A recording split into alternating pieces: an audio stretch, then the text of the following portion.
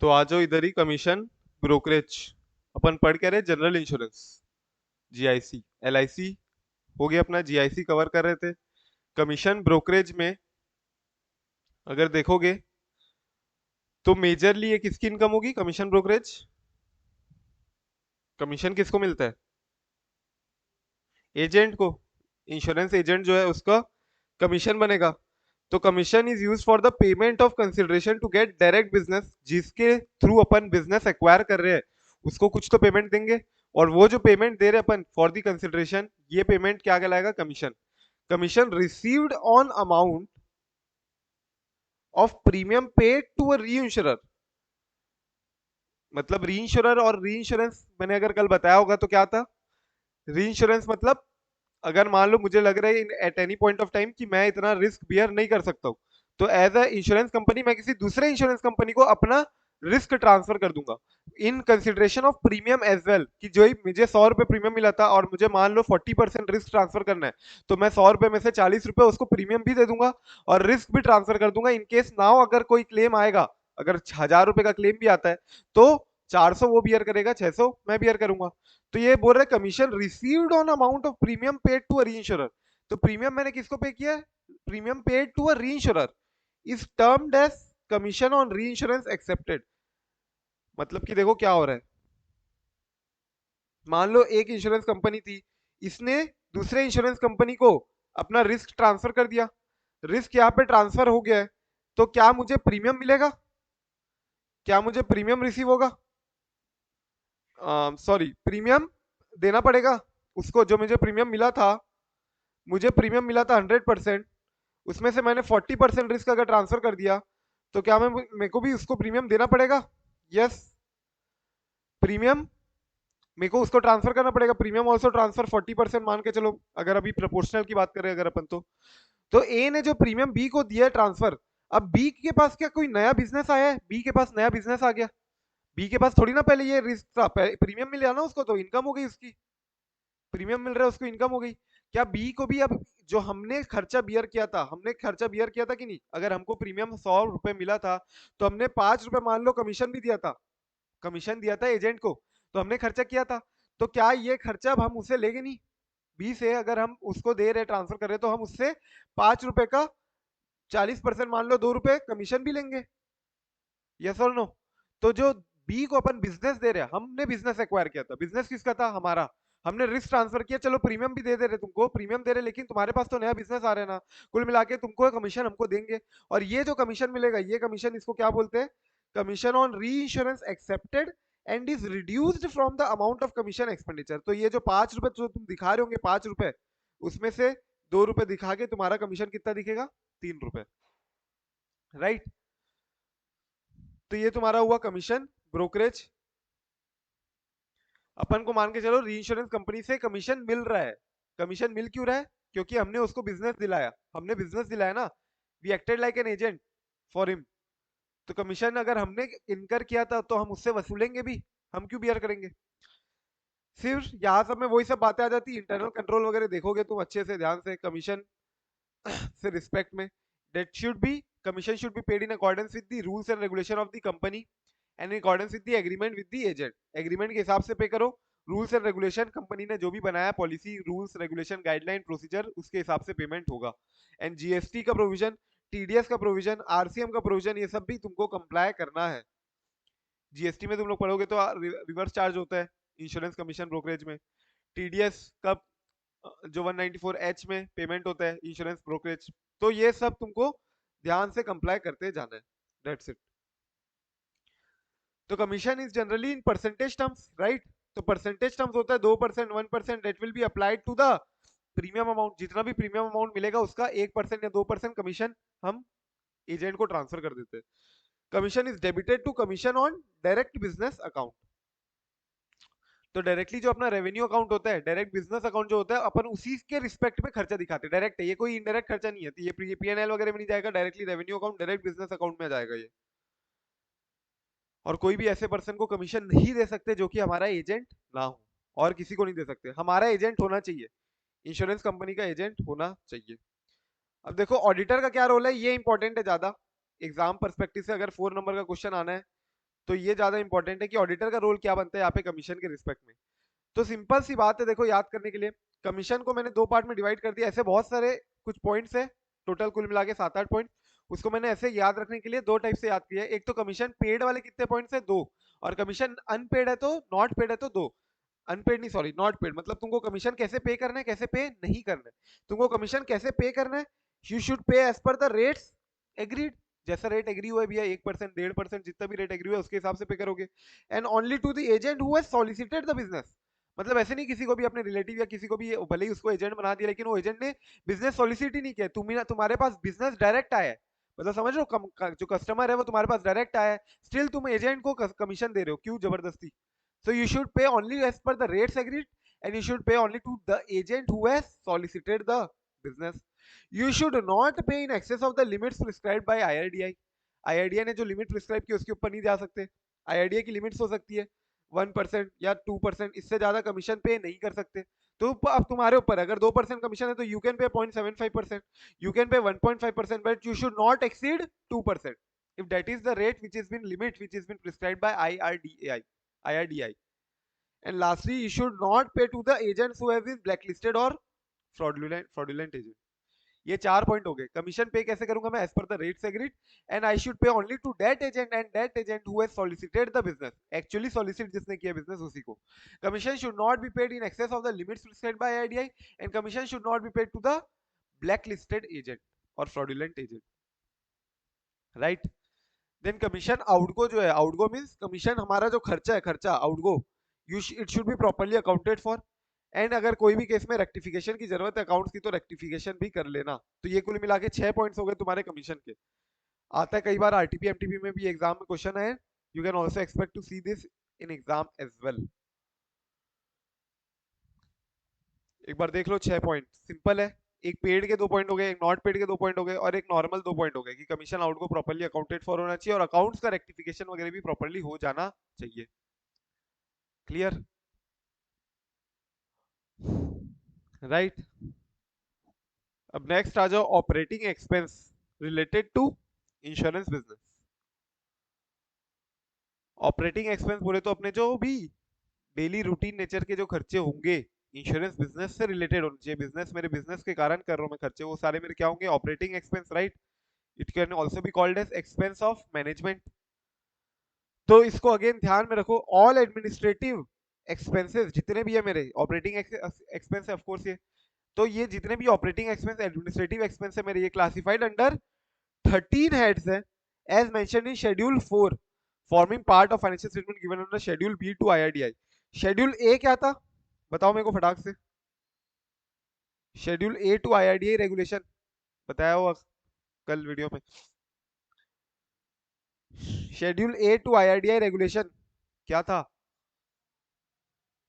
हाँ, financial statements. ये क्या है, फाइनेंशियल स्टेटमेंट ही है ना ये। तो शेड्यूल ए तुम्हारा क्या था, एलआईसी का फाइनेंशियल स्टेटमेंट। शेड्यूल बी तुम्हारा क्या था, जीआईसी का फाइनेंशियल स्टेटमेंट। ये दोनों के फाइनेंशियल स्टेटमेंट शेड्यूल ए शेड्यूल बी में दिया हुआ है तुम्हारे। एंड शेड्यूल सी क्या है, audit report of LIC as well as GIC. Clear. अच्छा, तो शेड्यूल ए में अपन ने एलआईसी के ऑपरेटिंग एक्सपेंस देखे थे। शेड्यूल ए में ऑपरेटिंग एक्सपेंस जो देखे थे वो कितने हेड में डिवाइडेड थे, याद है? वो कितने हेड में डिवाइडेड थे? यहाँ पे कितने हेड में डिवाइडेड है, 13। वहां पे 14 हेड्स में डिवाइडेड थे। और ये वहां पे शेड्यूल 3 में दिया हुआ है, यहाँ शेड्यूल 4 में दिया हुआ है। जस्ट ये मार्क कर लेना यहाँ पे, शेड्यूल 3 इन एलआईसी, और 13 हेड्स की जगह 14 हेड्स इन एलआईसी। एमसीक्यू के लिए घुमाएगा तो घुमा सकता है, इन केस अभी तक कहीं कुछ हुआ नहीं है, बट याद रख लो।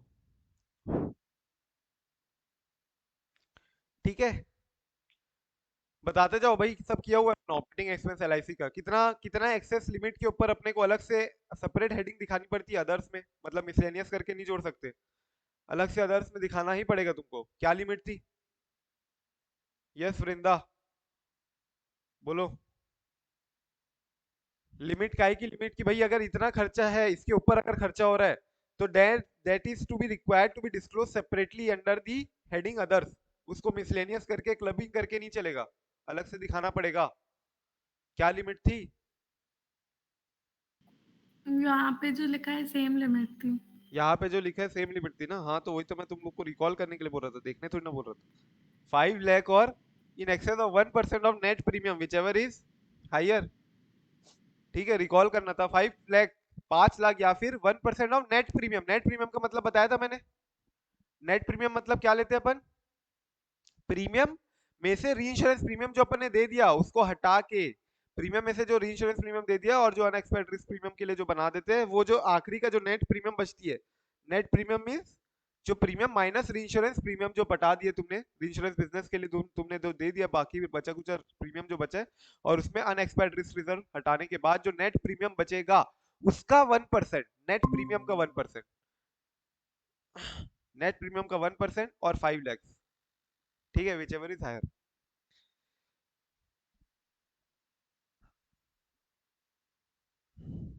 अच्छा, तुम लोग को याद है इंश्योरेंस चैप्टर तुम लोग एडवांस अकाउंट में किए होंगे ना, अकाउंटिंग? तो उसमें दो अकाउंट बनते थे, याद है कुछ? एक आरए बनता था और एक प्रॉफिट एंड लॉस। याद आ रहा है? एक आरए बनता था रेवेन्यू अकाउंट, एक रेवेन्यू अकाउंट बनता था। रेवेन्यू अकाउंट 3 पार्ट में डिवाइड होता था, अगर कुछ याद आ रहा होगा तो। एक होता था फायर, एक होता था मरीन, और एक होता था मिसलेनियस। अब मिसलेनियस में बहुत सारे आ जाते हैं, कार, हेल, टू व्हीलर, फलना ढिकना सब जो ले लो। तो फायर, मरीन, मिसलेनियस, ये होता था तुम्हारा रेवेन्यू अकाउंट, अगर कुछ याद आ रहा होगा तो। तो इसमें जितने भी अपने खर्चे होंगे, जो भी आइटम होगा, अगर वो अपोर्शनेबल है, अपोर्शन किया जा सकता है उसको फायर में, मरीन में एंड मिसलेनियस बिजनेस में, तो वो तुम्हारा आता है कहाँ पे? रेवेन्यू अकाउंट में।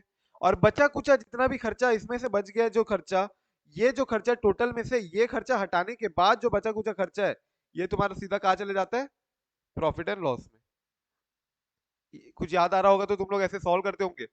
नोट्स एडजस्टमेंट में दिया हुआ भी रहता होगा, फायर का रिलेटेड इतना है खर्चा, मरीन बिजनेस का खर्चा इतना है, मिसलेनियस का सो खर्चा इतना है। वीडियो और तो मैं बोल रहा था जो रेवेन्यू अकाउंट है, उसमें रेवेन्यू अकाउंट मतलब प्योरली रेवेन्यू से रिलेटेड, जहाँ कहाँ कहाँ से रेवेन्यू आता है, फायर बिजनेस, मरीन बिजनेस या फिर मिसलेनियस बिजनेस। अपन अपन किसकी बात करें? जीआईसी। तो यहाँ पे एलआईसी आएगा क्या? नहीं। जीआईसी की बात करें तो फायर से या फिर मरीन से या फिर मिसलेनियस से, जहां जहां से जैसे जैसे रेवेन्यू आ रहा है वो डालते जाते हैं। जहां जहां से जो खर्चा आ रहा है with respect to that, fire या मरीन बिजनेस या फिर मिसलेनियस बिजनेस, उसका अपन खर्चा भी यहाँ पे डेबिट करते जाते हैं। और जो अगर कोई बचा कुचा खर्चा which is not apportionable to revenue account, उसको अपन कहाँ डालते हैं? पीएनएल में। राइट? ये तुम लोग ने बहुत किया होगा एडवांस अकाउंट में। तो word expense relate to insurance business, any expense which do not have direct relation to insurance, इसका क्या करूं मैं? जिसका डायरेक्ट रिलेशन नहीं है कोई इंश्योरेंस बिजनेस से, इसका क्या करूं? पीएनएल में डाल देता हूँ, and not in revenue account. Example देखो, जैसे कि इन्वेस्टमेंट डिपार्टमेंट हो गया, ब्रोकरेज हो गया। तो भाई अभी तुम अगर इन्वेस्टमेंट कर रहे हो, ब्रोकरेज खर्चा लग रहा है तुमको, कोई भी इन्वेस्टमेंट तुम कर रहे हो, तो ये हो सकता है फंड किसका होगा? शेयर होल्डर्स का फंड होगा। फंड हमारा फंड है मान लो। अब इसका जो इन्वेस्टमेंट हो रहा है, क्या ये कोई बिजनेस से रिलेटेड है? नहीं। ये फायर बिजनेस का नहीं है, ये मरीन बिजनेस का नहीं है, मिसलेनियस बिजनेस का नहीं है, ये तो कॉमन पूल ऑफ फंड है, शेयर होल्डर का पैसा है। ये इसको जो तुम इन्वेस्ट कर रहे हो मान लो, एंड डेट खर्चा जो तुमको लग रहा है, ये सब कोई खर्चे को तुम कहाँ पोर्शन करोगे? ना फायर में कर सकते हो, ना मरीन में कर सकते हो, ना मिसलेनियस में कर सकते हो। That is to be that is to be debited under profit and loss account. तो यही बोल रहे हैं, यहाँ पे पहले एग्रीगेट किया जाता है, फिर अपोर्शन किया जाता है रेवेन्यू अकाउंट में, जितना पोर्शन हुआ वेल एंड गुड, एंड बचा कुचा कहा जाएगा तुम्हारा? Profit and loss. अब देखो, ये वाली बात मैंने बता चुकी है। मैं पूछ रहा हूँ वृंदा, मेरे को फटाक से आंसर करो। अगर लीगल और प्रोफेशनल चार्जेस लग रहे तुमको, लीगल और प्रोफेशनल चार्जेस लग रहे, जैसे कि सर्वे फीस हो गई या लीगल फीस लग गई। लीगल फी कहाँ लग रही है? तुमने तुम्हारा मान लो क्लेम आया, तुम्हारा क्लेम तुम मान नहीं रहे हो कि 1 करोड़ का क्लेम है, और क्लाइंट बोल रहा है 2 करोड़ का क्लेम है, तुम्हारे हिसाब से 1 करोड़ का क्लेम है। अब यहाँ पे चले गया मैटर कोर्ट में, तो ये लीगल फीस जो लग रही तुमको, तो ये कहाँ चार्ज होगी? लीगल एंड प्रोफेशनल चार्जेस, ये प्रॉफिट एंड लॉस में चार्ज होगा legal fees, as a legal and professional charges charge होगा क्या? पार्ट होगा। क्लेम का पार्ट हो जाता है, राइट, क्लेम का ही पार्ट हो जाता है ये। तो ये मैंने कल भी बताया होगा कि ये this form part of claim cost only. Claim cost में सारे कॉस्ट आ गए with respect to claim. Claim देने के लिए जितने जितने खर्चे तुम करते जा रहे हो वो सब किसका पार्ट होगा? क्लेम कॉस्ट का। तो यहाँ पे तुमको अगर बोलते हैं कि लीगल और अदर एक्सपेंस तुम इनकर कर रहे हो इन रिस्पेक्ट ऑफ क्लेम या फिर इन रिस्पेक्ट ऑफ सर्वे फीस वगैरह लग रहे हैं, तो ये इसको तुमको ऑप्शन देगा, तो तुमको कौन सा ऑप्शन सिलेक्ट करना है एमसीक्यू में? क्लेम कॉस्ट, ना कि legal and professional charges. Hence auditors should ensure that all other expense जो कि कवर्ड नहीं है अंडर क्लेम कॉस्ट वो तुम्हारे इस हेडिंग में आएंगे। मतलब बाकी जो लीगल खर्चे लग रहे हैं, मान लो इनकम टैक्स से रिलेटेड लीगल खर्चा लग रहा है, तुम्हारा कोई और एक्ट में कोई खर्चा लग रहा है, तो ये तुम्हारे जो लीगल खर्चे that will be coming under legal and professional charges. But जो क्लेम के रिस्पेक्ट में लीगल एंड प्रोफेशनल चार्जेस है वो कहा जाएंगे क्लेम कॉस्ट में। अब मुझे बताओ वृंदा, अगेन इम्प्लॉय रेम्यूनरेशन है, मान लो employee remuneration and welfare benefit के अंदर तुम मान लो मेरी ही इम्प्लॉय हो, मैं इंश्योरेंस कंपनी हूँ, तुम मेरी ही इम्प्लॉय हो, और मैंने क्या किया है तुम्हारा इंश्योरेंस कवर बना लिया है। इंश्योरेंस कवर होता है, कभी इम्प्लॉय बनोगे, after you become chartered accountant, then let's say you are going for job, तो तुमको जनरली एक इंश्योरेंस कवर दिया जाता है by the company, health insurance दिया जाता है मान लो, and this health cover is provided by the company. तो मुझे बताओ ये जो खर्चा है वृंदा, ये मैं कहाँ चार्ज करूँ? Employ remuneration and welfare benefit में डालू या कहीं और डालू क्लेम कॉस्ट में? सर कवर कॉस्ट की बात कर रहे हो ना? मान लो हेल्थ कवर है, या फिर मान लो तुम्हारा खर्चा जो आ गया, तुम्हारा कोई भी खर्चा आया हेल्थ से रिलेटेड। एक्सपेंसेस ना इस फीस पे, तो वो उसी की तरह की वो क्लेम कॉस्ट का ही पार्ट होगा। क्लेम कॉस्ट का ही पार्ट होगा यस सर।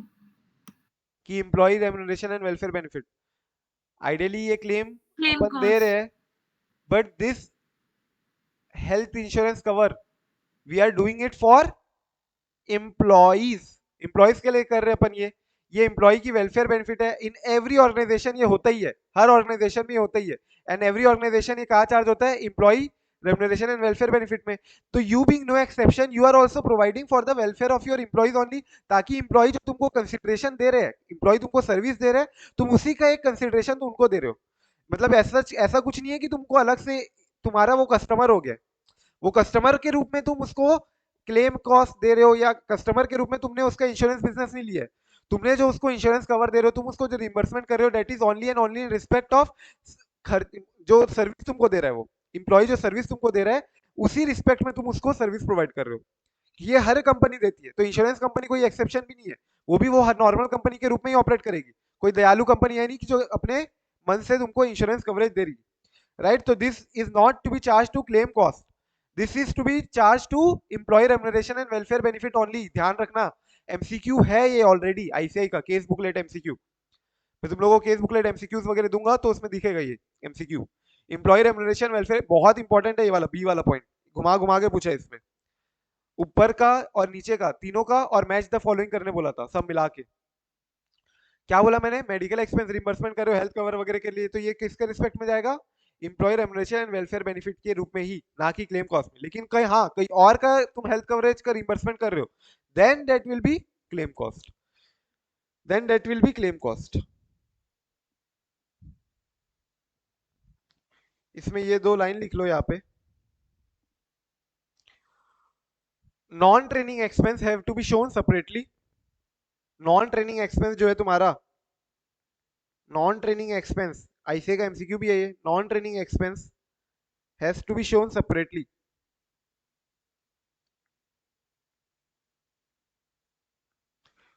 और दूसरी बात, मेडिकल ट्रीटमेंट ऑफ एम्प्लॉयज से रिलेटेड जो खर्चे है, any expense with respect to medical treatment of employees,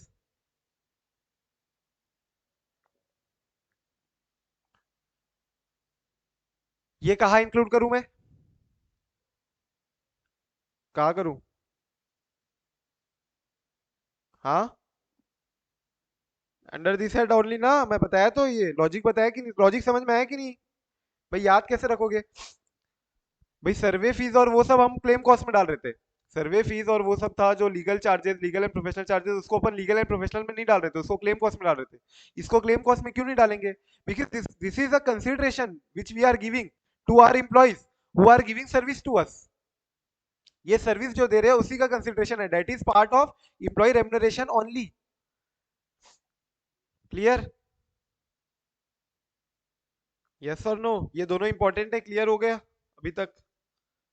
legal and professional charges with respect to claims, claim cost में जाएंगे, ना कि लीगल एंड प्रोफेशनल में। और एम्प्लॉय रेम्युनरेशन वेलफेयर बेनिफिट, जितना भी तुम्हारा एम्प्लॉय का हेल्थ कवर है, रिइंबर्समेंट है, और तुम्हारा मेडिकल ट्रीटमेंट से रिलेटेड जो जो खर्चा कर रहे हो तुम, ये कहा जाएगा? Employ remuneration and welfare benefit में ही जाएगा।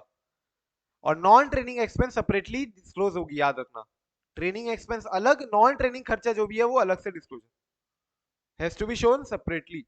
एडवर्टीजमेंट वाला देख लो पॉइंट, क्या बोलते हैं? सेल्स प्रमोशन मार्केटिंग एक्सपेंस, ये एक मेजर कंपोनेंट है ऑपरेटिंग एक्सपेंस का। Insurance company can comprise of cost incurred to promote the company, a specific product या general awareness about insurance. Normal सी बात है, बस नया पॉइंट था इसलिए मैंने ग्रीन मार्क करके रखा था। नया इन द सेंस 2 अटेम्प्ट पहले इंक्लूड किया। अब इंटरेस्ट डिविडेंड और रेंट है, इसको भी इंपॉर्टेंट मार्क करना। इंटरेस्ट डिविडेंड और रेंट जो है, और इसके लिए चार्ट देखना, चार्ट।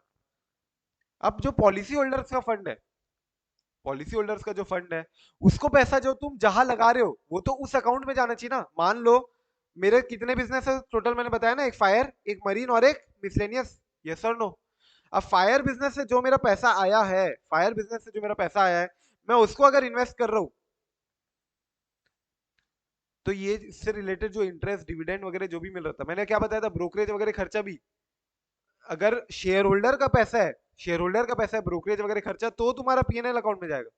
लेकिन अगर तुम्हारा पॉलिसी होल्डर का जो पैसा से खर्चा जो तुम कर रहे हो, तो ये तो पॉलिसी होल्डर है ना, रेवेन्यू अकाउंट, रेवेन्यू अकाउंट से हिट होगा डायरेक्टली, डायरेक्टली रिलेटेड है।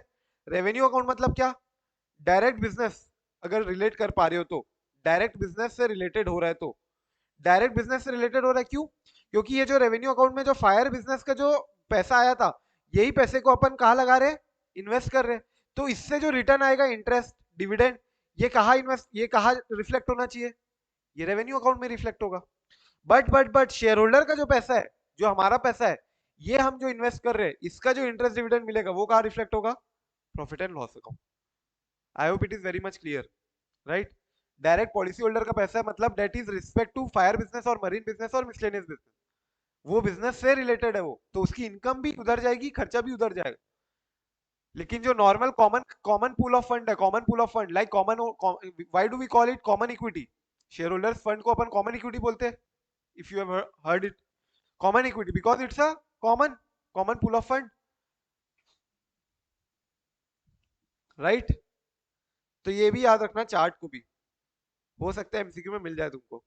Depreciation has to be charge as per schedule 2 of the companies act, तुमको पता होगा शेड्यूल 2 में डेप्रिसिएशन से रिलेटेड सारी बातें दी हुई है, क्या रेट लगना चाहिए डब्ल्यूडीवी के केस में, एसएलएम के केस में, किस एसेट क्लास को, किस एसेट को क्या रेट लगना चाहिए, ये सब शेड्यूल 2 ऑफ कंपनीज एक्ट में दिया हुआ है। क्लियर है?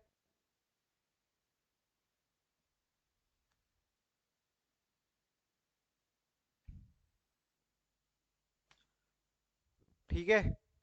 एमसीक्यू के रिस्पेक्ट में काफी इंपॉर्टेंट है ऑपरेटिंग एक्सपेंस, ये अपन ने अभी जितना किया। यहाँ पे कितने 13 एड्स है, एलआईसी में कितने हैं 14, यहाँ शेड्यूल 4 में दिया है, एलआईसी में शेड्यूल 3 में बातें की गई है सारी। अमाउंट सेम वही है, लिमिट 5 लाख या फिर 1% of net premium whichever is higher. इसके ऊपर जो भी खर्चा तुमको अलग से अदर में दिखाना पड़ेगा, मिसलेनियस वगैरह करके, क्लबिंग करके नहीं चलेगा।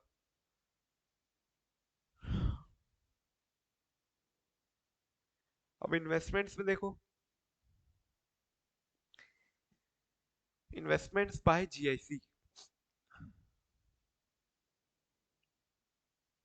तो ये section 27, 27A, 27B, C, D, E of insurance act 1938 में कवर्ड है, as well as guideline issued by RDI of India. Investment से रिलेटेड क्या प्रोसीजर परफॉर्म करोगे चेकिंग करने के लिए, क्या क्या देखोगे? सोचो।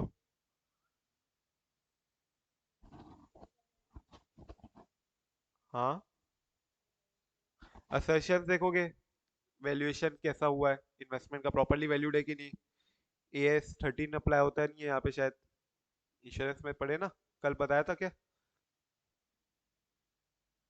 ये वाला। एलआईसी में ये वाली बात नहीं दी हुई है, लेकिन जीआईसी में मैंने स्पेसिफिकली इसलिए रेड मार्क किया हुआ है इसको। जीआईसी के केस में AS 13 shall not be applicable investments के रिस्पेक्ट में। और अपना इंश्योरेंस बिजनेस में कैश फ्लो स्टेटमेंट कैसे बनाते हैं अपन हमेशा? इनडायरेक्ट मेथड फॉलो करते हैं कि डायरेक्ट? ऑपरेटिंग मेथड के लिए ये पता है ना डायरेक्ट मेथड कैसे होता है और इनडायरेक्ट मेथड किए होंगे बचपन में, अभी वापस से करना ही है तुमको। इंडेस इंडेस 7 है शायद, इंडेस 7। ठीक है, डायरेक्ट में क्या करते हैं वही, सबका कैश निकालते हैं अपन, जो भी फिगर्स है कहाँ से कितना कैश है, डेटर से कितना कैश है, क्रेडिटर को कितना कैश पे किया हमने, कितना कैश पेमेंट किया, और वो सारा कैश कैश कैश पेमेंट आना जाना, ये सब डायरेक्ट मेथड। और इनडायरेक्ट अपन चालू कहाँ से करते हैं? प्रॉफिट एंड लॉस से। तो वो वाला मेथड अप्लीकेबल यहाँ पे नहीं है, इंश्योरेंस में अलाउड नहीं है एएस 3 में। ये तो अपन ने आईपीसीसी में भी पढ़ा था, अगर याद आ रहा होगा तो। एएस 13 एप्लीकेबल नहीं है, याद रखो करो, ये सब से एमसीक्यू आएगा। देखो दो एमसीक्यू मान के चलो आएगा इंश्योरेंस से, और एक 4-5 नंबर भी आएगा पक्का माँ। और अगर किस्मत एकदम ही वो हुई तो 3-4 एमसीक्यू, एक पूरी केस स्टडी भी आ सकती है इंश्योरेंस से। ठीक है, तो मैं यही बोल रहा था इन्वेस्टमेंट से रिस्पेक्ट में क्या, कि इन्वेस्टमेंट के रिस्पेक्ट में एएस 13 यहाँ पे एप्लीकेबल नहीं होगा। तो और क्या क्या देखोगे तुम?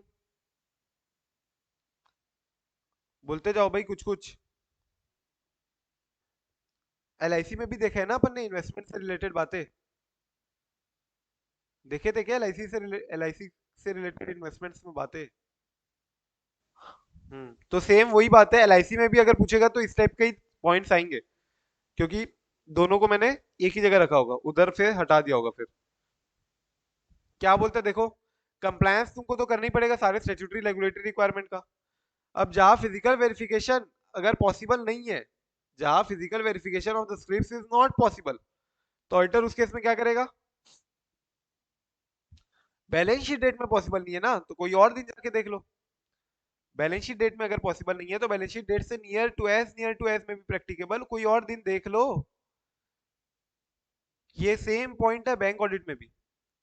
फिजिकल वेरिफिकेशन तुमको करना है इन्वेस्टमेंट स्क्रिप्ट्स का, स्क्रिप्ट्स का इन्वेस्टमेंट फिजिकल वेरिफिकेशन कब करना है? बैलेंस शीट डेट पे। लेकिन बैलेंस शीट डेट में अगर अवेलेबल नहीं है तो as near to date as may be practicable. और वेरिफिकेशन अगर बाद में कर रहे हो, verification done on a date other than balance sheet date, तो उस केस में रिकंसिलेशन करेंगे। याद है कि नहीं? ये सारे पॉइंट्स अपन ने और भी कई देखे हुए, कहा थे?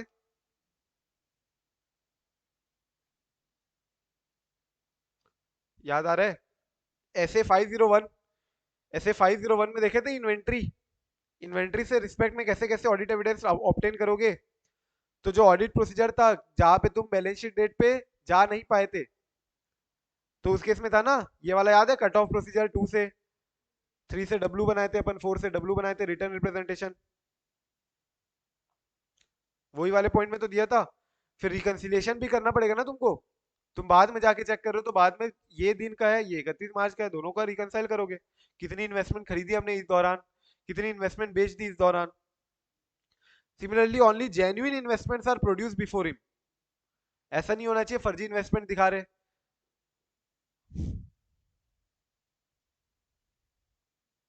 And securities held by insurance company on behalf of others are not shown to him as own investment. मतलब इन्वेस्टमेंट तुमने किसी और के बिहाफ में होल्ड किया हुआ है, तुमको उसको खुद की अपनी ओन इन्वेस्टमेंट नहीं दिखा सकते। याद रखना है ये बात, ठीक है? इस टाइप के पॉइंट्स दिए हुए। इन्वेस्टमेंट जनरली कहाँ पे होगी? हेड ऑफिस में होगी ना, ब्रांच ऑफिस थोड़ी ना राइट होता है जनरली उनके पास। वो पैसा जनरली जो भी होगा ब्रांच ऑफिस, अगर एक्सेस पैसा है ही तो हेड ऑफिस में आ जाएगा, एचओ बुला लेगी एक्सेस मनी ब्रांच से, और एचओ देन इन्वेस्ट करेगी। इन्वेस्टमेंट वगैरह सारी ये जो प्रोसेस है, ये क्या है? एडमिनिस्ट्रेटिव टास्क है, this is to be done from HO only. इसलिए रिकॉर्ड करना तुमको, maintain at the HO to record details of investment held at other location and request branch, branch से रिक्वेस्ट करो कि भैया बीच बीच में फिजिकल वेरिफिकेशन करते रहो, और बीच बीच में उनसे यूआरएल भी लेते रहना ब्रांच ऑडिटर से, कि इन्वेस्टमेंट है इतनी, ब्रांच की, ब्रांच का पैसा है, ब्रांच ने पैसा हमको दिया था, हमने इसके रिस्पेक्ट में पैसा लिया, इन्वेस्ट किया, तो ये ब्रांच के नाम पे इतनी इन्वेस्टमेंट है मान लो। ये सब WRL लेते रहना, फिजिकल वेरिफिकेशन करते रहना, और उससे रिलेटेड कॉमन पॉइंट्स दिए हुए, एक बार फटाफट रीड करो। ओटीसी एक्सचेंज क्या होता है? OTC exchange of India, scriptless dealings through OTC exchange of India. OTC क्या होता है? बोलो। Over the, over the counter, right? Counter. Over the counter exchange of India मतलब ये तुम्हारा नॉर्मल इलेक्ट्रॉनिक फॉर्म में जो ट्रेडिंग वगैरह होती है अपनी प्लेटफॉर्म जो प्रोवाइडेड बाय बीएससी एनएससी, इसके अलावा over the counter like banks में जाके तुम डील कर रहे हो, या डब्बा मार्केट बोलते हैं इसको, डब्बा मार्केट, जहाँ पे ग्रे मार्केट प्रीमियम वगैरह, जैसे अभी आईपीओ वगैरह देख रहे हो तुम, तो आईपीओ में जीएमपी चलता है ग्रे मार्केट प्रीमियम की नेक्स्ट आईपीओ आने वाला 40% ग्रे मार्केट प्रीमियम चल रहा है। मतलब ऑलरेडी अगर तुम आईपीओ अप्लाई करोगे, आईपीओ अगर मिलता है तो you are expecting 40% return out of that IPO if you receive. तो ये जो जीएमपी वगैरह ये सब डब्बा मार्केट ये सब अलग अलग एक्सचेंज भी होते हैं, हालांकि ये पूरा अलग मार्केट है, बहुत ब्लैक मार्केट है डब्बा, but OTC exchange is like a exchange which is not actually exchange है, बट ये इलेक्ट्रॉनिक फॉर्म में कन्वर्टेड नहीं है लाइक एनएससी बीएससी। तो उस केस में तो तुम्हारे पास स्क्रिप्ट नहीं हो सकती ना, स्क्रिप्ट हो सकता है उस केस में ना हो तुम्हारे पास, तो उस केस में तुम इंट्रीम एंड बाकी एक्नॉलेजमेंट ले लेना डीलर से, ईयर एंड कंफर्मेशन सर्टिफिकेट वगैरह ले लोगे।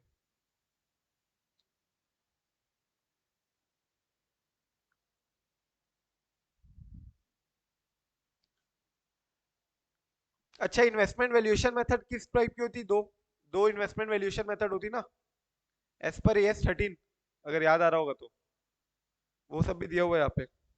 हालांकि AS13 यहाँ पे नहीं लग रहा है, लेकिन वैल्यूएशन मेथड दो होती है, याद है क्या? एक कॉस्ट और एक फेयर मार्केट वैल्यू। कॉस्ट या फिर एफएमवी ना, तो वो अपन पढ़ते भी थे, जब तुम इन्वेस्टमेंट ट्रांसफर कर रहे हो कॉस्ट टू एफएमवी में, तो उसको एफएमवी में कैलकुलेट करके ट्रांसफर करोगे, एफएमवी से कॉस्ट में ट्रांसफर कर रहे हो तो क्या होगा।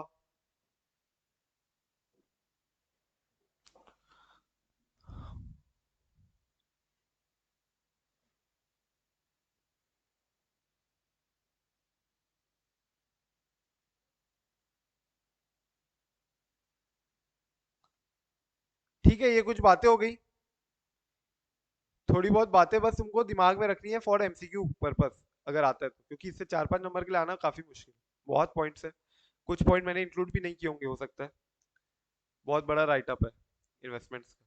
ठीक है, नेक्स्ट अभी आ जाओ cash and bank balance. Cash and bank balance तो रीड कर लो अभी फटाक से, तुरंत रीड मार लो, एकदम सिंपल सिंपल सी बात है।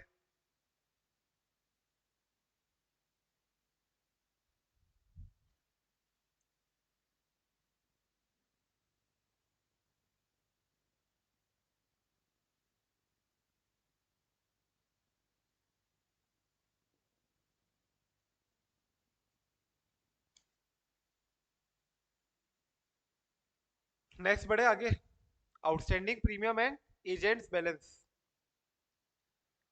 तो देखो, इसके अपन पॉइंट्स कैसे याद करते हैं?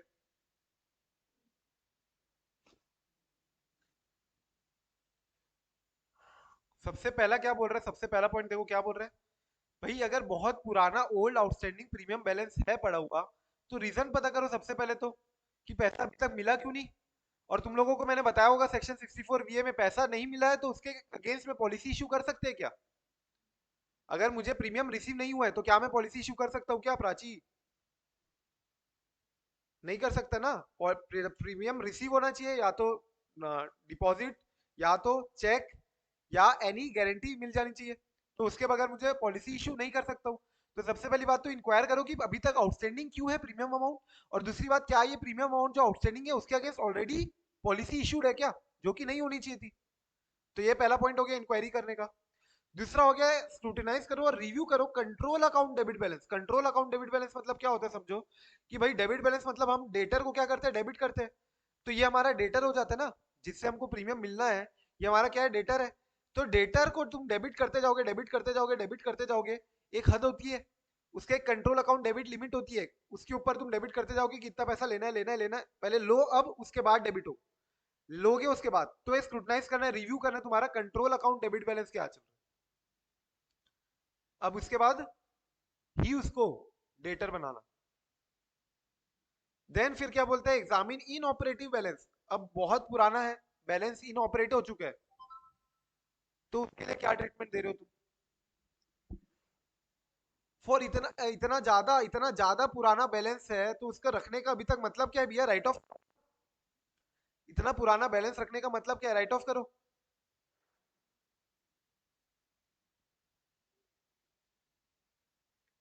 और जो ओल्ड डेबिट बैलेंस है विच में रिक्वायर प्रोविजन और एडजस्टमेंट, हो सकता है बहुत पुराना डेबिट बैलेंस चल रहा हो जिसको अब राइट ऑफ करने की जरूरत आ चुकी हो, या तो प्रोविजन बनाओ या तो फिर उसको एडजस्ट करो, राइट ऑफ करो। फिर age wise ageing ageing analysis करते होंगे तुम लोग ऑडिट में भी, right? 30 to 60, 60 to 90, 90 to 180, 180 to 360, ये पूरा proper ageing age wise analysis करो, सेक्टर वाइज एनालिसिस करो, किस सेक्टर का कहाँ से ज्यादा प्रीमियम आउटस्टैंडिंग है, फायर बिजनेस से, मरीन बिजनेस से, मिसलेनियस बिजनेस से। वेरीफाई करो क्या आउटस्टैंडिंग प्रीमियम अभी कलेक्ट की गई है कि नहीं कलेक्ट की गई। And bank guarantee premium deposit for outstanding premium वगैरह भी देख लो कि अगर भले ही प्रीमियम नहीं मिली है लेकिन इसके अगेंस्ट बैंक गारंटी मिल गई क्या, क्या बैंक गारंटी मिल गई क्या, अगर इवन तो प्रीमियम नहीं मिली है तो भी। तो देखो इसको कैसे याद रख सकते हो, ये वाला चार्ट ऐसे याद रहेगा। ये क्या दिख रहा है, ओ दिख रहा है, ओ, एक ओ भी दिख रहा है, ये ओ भी है और चार्ट भी है, तो ओ से ओल्ड याद रखना, ओल्ड। ओल्ड से देखो कितने सारे पॉइंट है, या बाजू के सारे पॉइंट ओल्ड से। Old outstanding balance, old outstanding balance, old outstanding balance से क्या क्या पॉइंट है। सबसे पहले तो इंक्वायरी करो, आई से इंक्वायरी, ओल्ड आउटस्टैंडिंग बैलेंस से इंक्वायरी करूंगा मैं। फिर रिव्यू करूंगा, कंट्रोल अकाउंट डेबिट बैलेंस। फिर इन ऑपरेटिव बैलेंस का क्या ट्रीटमेंट करना है ये देखो, रीजन देखो क्या रिटेन इतने दिन से क्यों रिटेन किया गया है, और प्रोविजनिंग अभी तक क्यों क्यों नहीं की गई है, प्रोविजनिंग अभी तक क्यों नहीं की गई। ठीक है, तो ओल्ड ओल्ड ओल्ड है मान लो बहुत ज्यादा, तो अब वो मर जाएगा तो अपन क्या बोलते हैं उसको, रिप। रिप या रिप बोल सकते हो, रेस्ट इन पीस। तो आर से मैं बोल सकता हूँ कि रिव्यू करना। रिव्यू क्या करना है मेरे को, कंट्रोल अकाउंट डेबिट बैलेंस। आई से इंक्वायरी करूंगा, इन ऑपरेटिव बैलेंस का ट्रीटमेंट क्या हुआ है वो देखूंगा। पी से प्रोविजनिंग हो गई ना, ये देखूंगा, चेक करूंगा राइट ऑफ हुआ है कि नहीं। और ये ओल्ड तो याद रहना ही चाहिए, ओ से ओल्ड बैलेंस है इसका, रिप कर, ओल्ड बैलेंस रिप करना।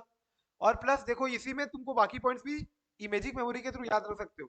सेक्टर वाइज एनालिसिस दिख रहा है इसमें, सेक्टर वाइज एनालिसिस, हाँ कि ना। एजिंग एनालिसिस भी दिख रहा है, कभी अभी कलेक्ट हुआ कि नहीं हुआ है, अभी भी अनकलेक्टेड है क्या कुछ अमाउंट, ये भी है लास्ट पॉइंट, कि जो ओल्ड आउटस्टैंडिंग बैलेंस है वो कलेक्ट हो गया ना। फिर इसमें क्या बैंक गारंटी मिल गई है क्या, कितना परसेंट बैंक गारंटी के इसमें मिला हुआ है, कितना प्रीमियम डिपॉजिट है अपना। तो ये टोटल मान लो एक प्रीमियम का सेक्टर वाइज एनालिसिस हो गया कि कितना बैंक गारंटी हमारे पास, कितना अनकलेक्टेड है, कितना कलेक्टेड है, कितना प्रीमियम डिपॉजिट हो गया है, ये समझ लो एक सेक्टर वाइज एनालिसिस भी हो गई। तो वो वाला पॉइंट भी आ गया तुम्हारा, क्या point, sector analysis, ageing analysis वाला। और एक तुम्हारा क्या हो गया, ओल्ड के पॉइंट हो गए। एक ये वाला पॉइंट हो गया कलेक्टेड अनकलेक्टेड वाला, और एक ये बैंक गारंटी वाला। सारे पॉइंट्स देख लो एक बार, आरटीपी मई 22 में आया हुआ भी है क्वेश्चन।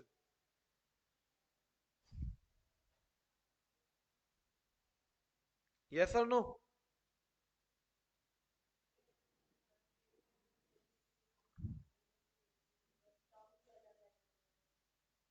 टर्म्स अलग हो गए, ये तुम्हारा क्या हो गया, ट्रेड डेटर हो गया। डेटर से रिलेटेड जो जो पॉइंट देख रहे हो समझ लो वही वही पॉइंट है, मोटा माटी एजिंग एनालिसिस करना, सेक्टर वाइज एनालिसिस करना, तुम्हारा इतना ज्यादा पुराना बैलेंस इंक्वायरी करो क्यों है इतना पुराना, रिटेन क्यों अभी तक रिटेन करके रखा है, प्रोविजनिंग क्यों नहीं की गई, राइट ऑफ क्यों नहीं किया गया, वही सब है। Bank guarantee premium for deposit यहाँ पे एक्स्ट्रा क्यों आ रहा है, क्योंकि अलाउड है, तुम बैंक गारंटी लेना पड़ेगा, उसके अगेंस्ट ही तुम पॉलिसी इशू करोगे। एक्स्ट्रा पॉइंट क्या याद रखना है कि भैया पॉलिसी इशू तो नहीं की गई है ना, अगर आउटस्टैंडिंग है तो, क्योंकि without receiving of the premium amount you should not issue the policy. पढ़ा हुआ है अपना सेक्शन 64 कहाँ पे, वी, बी है कि वी ए, दो ही सेक्शन थे इंश्योरेंस चैप्टर में, सेक्शन 64 वी ए था मोस्ट प्रोबेबली। ठीक है, अभी अपन देख लेंगे नीचे वापस से। क्लियर है पॉइंट्स।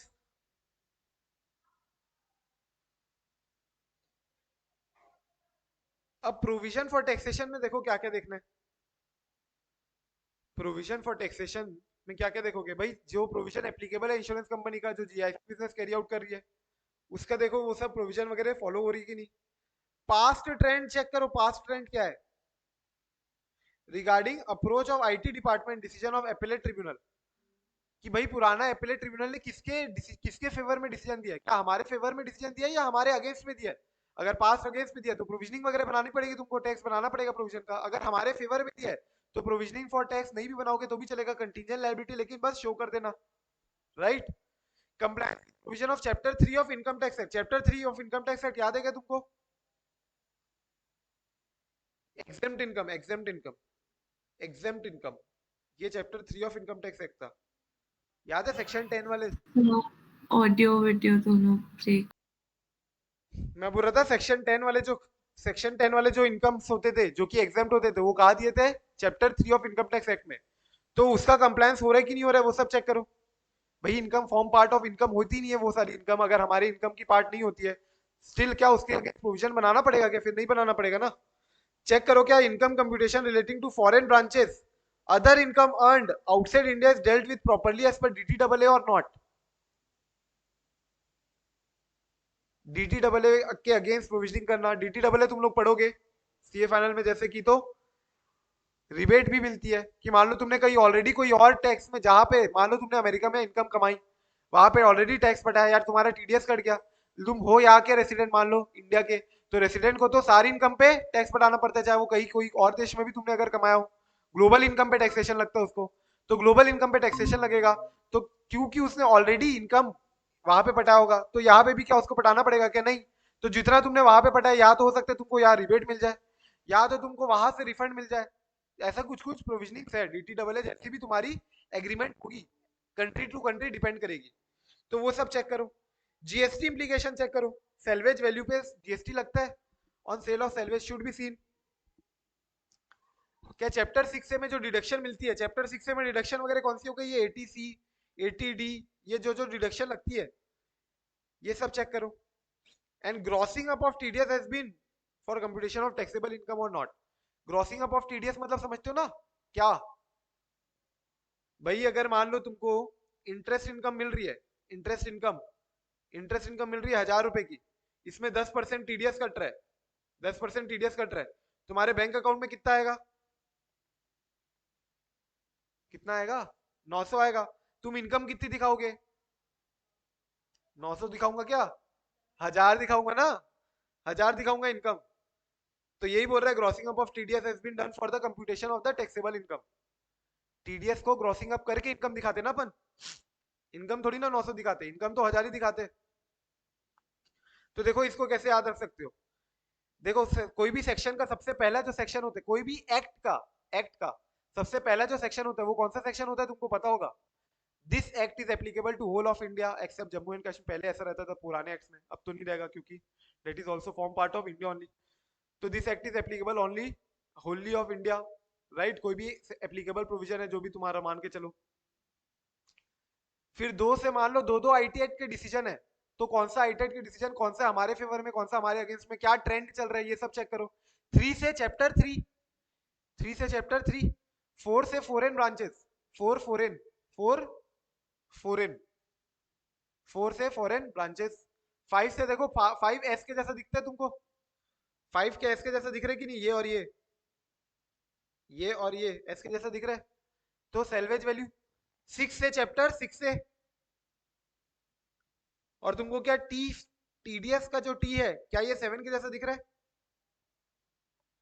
तो इस टाइप के कुछ याद रख सकते हो। एप्लीकेबल प्रोविजन जो जो है वो याद रखो। 2 से दो दो आईटेट के डिसीजन, पास ट्रेंड वगैरह क्या चल रहा है। 3 से चैप्टर 3, 4 से फॉरेन ब्रांचेस वगैरह से रिलेटेड पॉइंट है। 5 से सेल्वेज वैल्यू में जीएसटी लग रहा है क्या? 6 में चैप्टर 6 से जो डिडक्शन मिलते हैं तुमको चैप्टर 6 से में एटीसी, एटीडी, एटीई, ये वो फलना दिखना। और 7 में टीडीएस वगैरह का अमाउंट का केस में तुमको क्या करना है? ग्रॉस अप करना है। इनकम को जब शो कर रहे हो तुम for the purpose of computation of income, तुमको ग्रॉस अप करना है टीडीएस अमाउंट को। नेट ऑफ टीडीएस नहीं दिखाते इनकम, राइट? तो एक बार देख लो वापस से पॉइंट्स को गो थ्रू कर लो और ये याद रख लो। ऐसे सिंपल है याद रखने वाइज, अगर मैं बोलूँ तो बाजू के रूप में याद रखोगे तो सारे पॉइंट याद रखेंगे। और एग्जाम में अगर आते हैं स्ट्रेट अवे 4 नंबर फ्री में, फोकट के 4 नंबर मान के, साथ में से तुम 5-6 पॉइंट लिख आराम से लिख के आ सकते हो।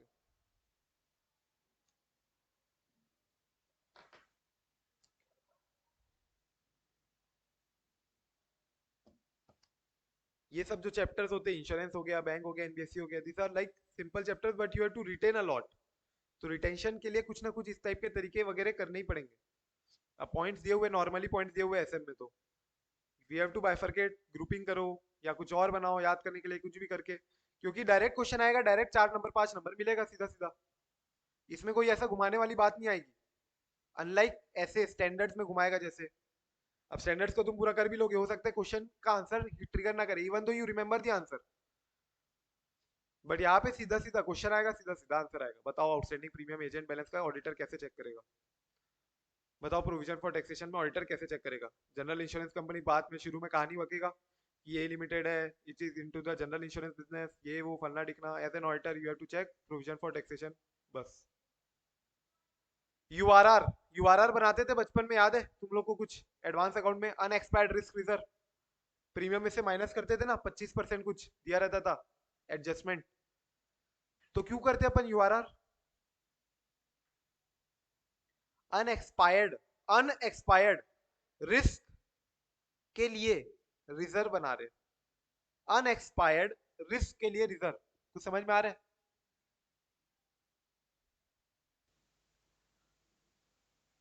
पहले था, हट गया फिर चैप्टर। ठीक है, मैं बता देता हूँ, कुछ नहीं है। अनएक्सपायर्ड का मतलब समझो ना। अनएक्सपायर्ड मतलब कि अभी तक उसकी एक्सपायरी नहीं हुई है। किसकी एक्सपायरी नहीं हुई है? रिस्क की। मतलब कि मान के चलो 1 जुलाई, 1 जुलाई को तुम आए मेरे पास, मैं इंश्योरेंस कंपनी, तुम आए, मेरे को चाहिए इंश्योरेंस, इंश्योरेंस बिजनेस के लिए। जनरली जीआईसी बिजनेस कितने साल के लिए होता है? 1 साल के लिए। तुम देखे होंगे ना, मोटर कवर, हेल्थ कवर ले लो, या कोई भी तुम्हारा प्रीमियम मंथ ईयरली ईयरली होता है प्रीमियम का पेमेंट। तो मान लो 1 जुलाई से ये कब तक चलेगा? 30 जून तक चलेगा ना। अब 1 जुलाई से लेके 31 मार्च तक, 31 मार्च तक तक का तो ठीक है। अब इस साल के बाद क्या 1 अप्रैल से, 1 अप्रैल से 30 जून तक क्या अभी भी रिस्क बचा है? क्या रिस्क एक्सपायर हो गया क्या पूरा का पूरा? नहीं, अभी भी रिस्क है ना। तुमने तो प्रीमियम ले लिया पूरा पूरा, तो अभी भी रिस्क है। तो तुमको ये रिस्क को अकाउंट फॉर करने के लिए कि भैया अभी हमारी रिस्क टली नहीं है, अभी भी क्लेम आ सकता है ना यहाँ पे, तो क्या तुमको पूरा का पूरा प्रीमियम इसी साल रिकॉग्नाइज करना चाहिए क्या? पूरा का पूरा प्रीमियम क्या 31 मार्च के पहले रिकॉग्नाइज करना चाहिए क्या? नहीं भाई, कुछ रिस्क तो अगले साल से रिस्पेक्ट में है ना। तो जितना रिस्क अगले साल के रिस्पेक्ट में है, उतना प्रीमियम तुमको अभी रिकॉग्नाइज नहीं करना चाहिए। तो मान लो तुमको अगर प्रीमियम मिलता है कितना, 100 रुपीज, प्रीमियम मिल रहा है 100 रुपीज, और मान लो ये 3 महीने का 25%, 3 महीने का कितना हुआ, 25% मान लो प्रीमियम। तो मैं क्या करता हूँ, माइनस करता हूँ री इंश्योरेंस बिजनेस, अगर कोई री इंश्योरेंस मैंने दे दिया होगा तो वो कर दूंगा। मान लो अगर नहीं है तो मैं क्या करता हूँ फिर, यूआरआर 25% मान लो माइनस कर दूंगा मैं। क्यों? क्योंकि ये अनएक्सपेक्टेड रिस्क रिजर्व मेरे अगले साल काम आएगा ना। इसको मैं फिर अगले साल की इसमें अकाउंट फॉर करूंगा। यहाँ पे मैं हटा दूंगा, अभी यहाँ से मैं हटा दूंगा। नेट प्रीमियम में कैलकुलेट करते टाइम प्रीमियम में से यूआरआर बनाऊंगा, यूआरआर को मैं नेट ऑफ प्रीमियम शो करता हूँ। यूआरआर को अलग से रिजर्व प्रोविजन वगैरह में नहीं दिखता है। यूआरआर कहाँ दिखता है? लाइक जैसे ट्रेड रिसीवेबल माइनस प्रोविजन होता है, trade receivable net provision of bad debts and doubtful debt कैसे दिखते हैं? Net of debtors. सिमिलरली ये भी कैसा दिखता है तुम्हारा? नेट ऑफ प्रीमियम, यूआरआर जो बनता है। क्लियर हो? कंसेप्ट समझ में आ रहा होगा भाई। अगले साल का बचा हुआ है, उसके लिए रिस्क का एक्सपायरी नहीं है, उसके लिए रिजर्व बनाना है अपने को अभी। तो देखो क्या बोलता है ये, सिंस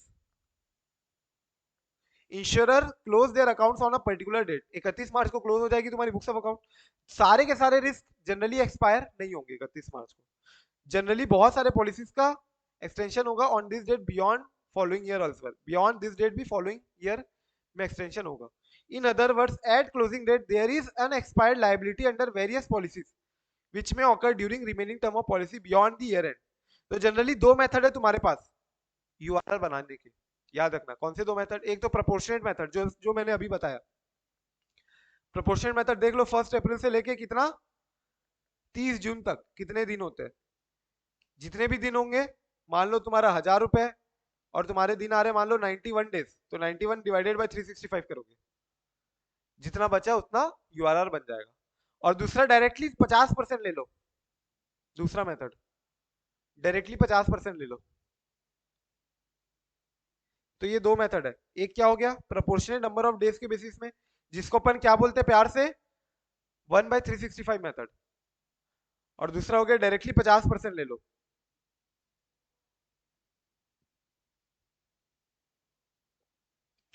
अब ये जो कंप्लायंस लेवल, कंट्रोल लेवल और सॉल्वेंसी मार्जिन की बात कर रहे हैं ना, इस पे अपन आएंगे अभी, नेक्स्ट टॉपिक है अपना सॉल्वेंसी मार्जिन, उस पर डिटेल में डिस्कशन करना है। कल मैंने थोड़ा बहुत बताया भी होगा अगर, तो उसको थोड़ा सा भूल के आज फ्रेश डिस्कशन करना है उस पर। क्यों?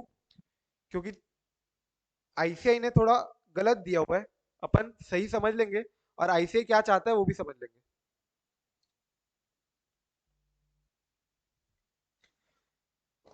ठीक है, फिर profit and loss of insurance companies are govern by provision of section 44 of income tax act 1961। तो ये जो जो तुम्हारे खर्चे अलाउ होना डिसअलाउ होना ये पूरा पूरा कहा दिया हुआ है सेक्शन 44 में। तो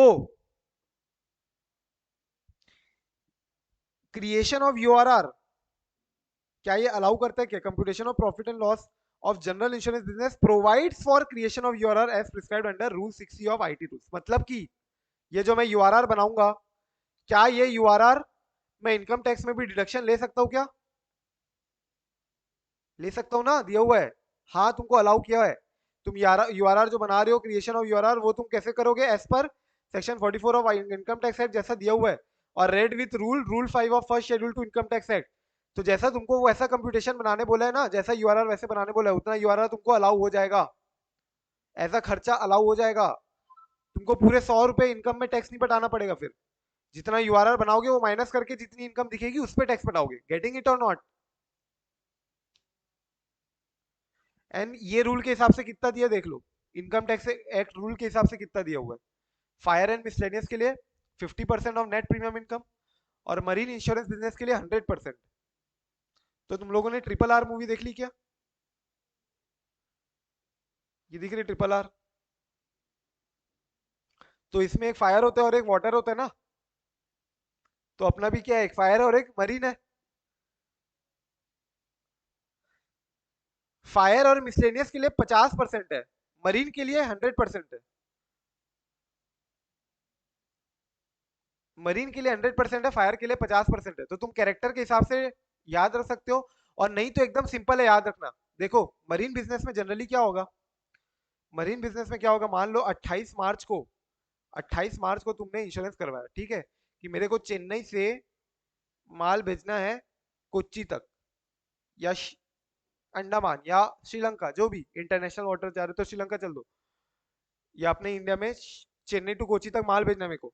तो ये माल जनरली पहुंच जाएगा तुम्हारा, मान लो 3 मार्च तक, एग्जाम्पल लेट से, या चेन्नई टू मुंबई जा रहे हैं मान लो, तो ये माल कब तक पहुंच जाएगा? 3 मार्च तक।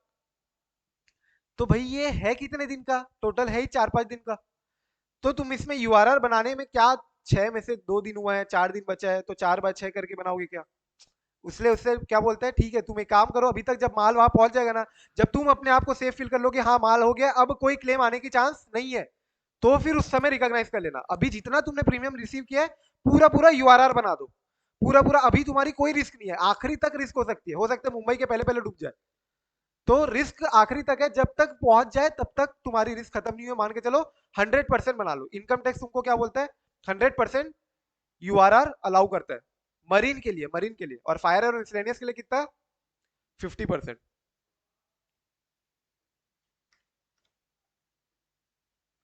तो ये हो गया अपना क्या, यूआरआर। याद रखना एमसीक्यू के लिए। इनकम टैक्स के लिए अलग है, इनकम टैक्स के लिए सेक्शन 44 रेड विथ रूल 5 वगैरह वो जो दिया हुआ है उसके हिसाब से याद रखना है तुमको, ठीक है। और नॉर्मली तुम्हारा अलग है। नॉर्मली कैसा है, नॉर्मली तुम्हारे 2 मेथड है, एक हो गया 1/365 मेथड, और एक हो गया 50% वाला मेथड। जितना प्रीमियम है उसका 50% ले लो यूआरआर, ठीक है, ये दोनों याद रखना।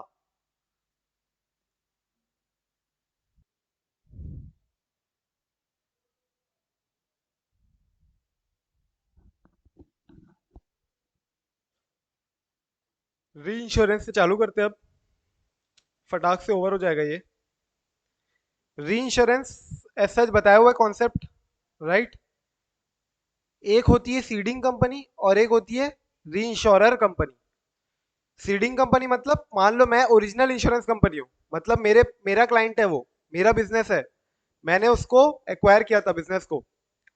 अब मुझे लग रहा है कि बहुत ज्यादा औकात के बाहर हो गया है, पानी सर के ऊपर चले गया, इतना रिस्क तो मैं बियर नहीं कर पाऊंगा, कल चल के अगर क्लेम वेम लग गया तो लेने के देने पड़ जाएंगे। तो उस केस में हो सकता है कि मैं अपने रिस्क को ट्रांसफर करूंगा, और फिर मैं किसके पास जाऊंगा, कोई दूसरी इंश्योरेंस कंपनी के पास मान लो, और वो इंश्योरेंस कंपनी को अपन क्या बोलेंगे, री इंश्योरर। वो री इंश्योरेंस करके दे रही है अपने को। तो एग्रीमेंट है ये between seeding company and re insurer के बीच में। जहां पे सीडिंग कंपनी एग्री करती है कि हम सीड करेंगे। सीड मतलब क्या होता है? सीडिंग कंपनी, सीडिंग का मतलब क्या हुआ? सीड मतलब CEDE, सीड मतलब टू ट्रांसफर। अगर नॉर्मल मीनिंग बोलो तो सीड मतलब ट्रांसफर करने के लिए, तो ट्रांसफरर कंपनी भी बोल सकते हो तुम, सीडिंग कंपनी। तो सीडिंग कंपनी काय के लिए एग्री करती है? सीड करने के लिए।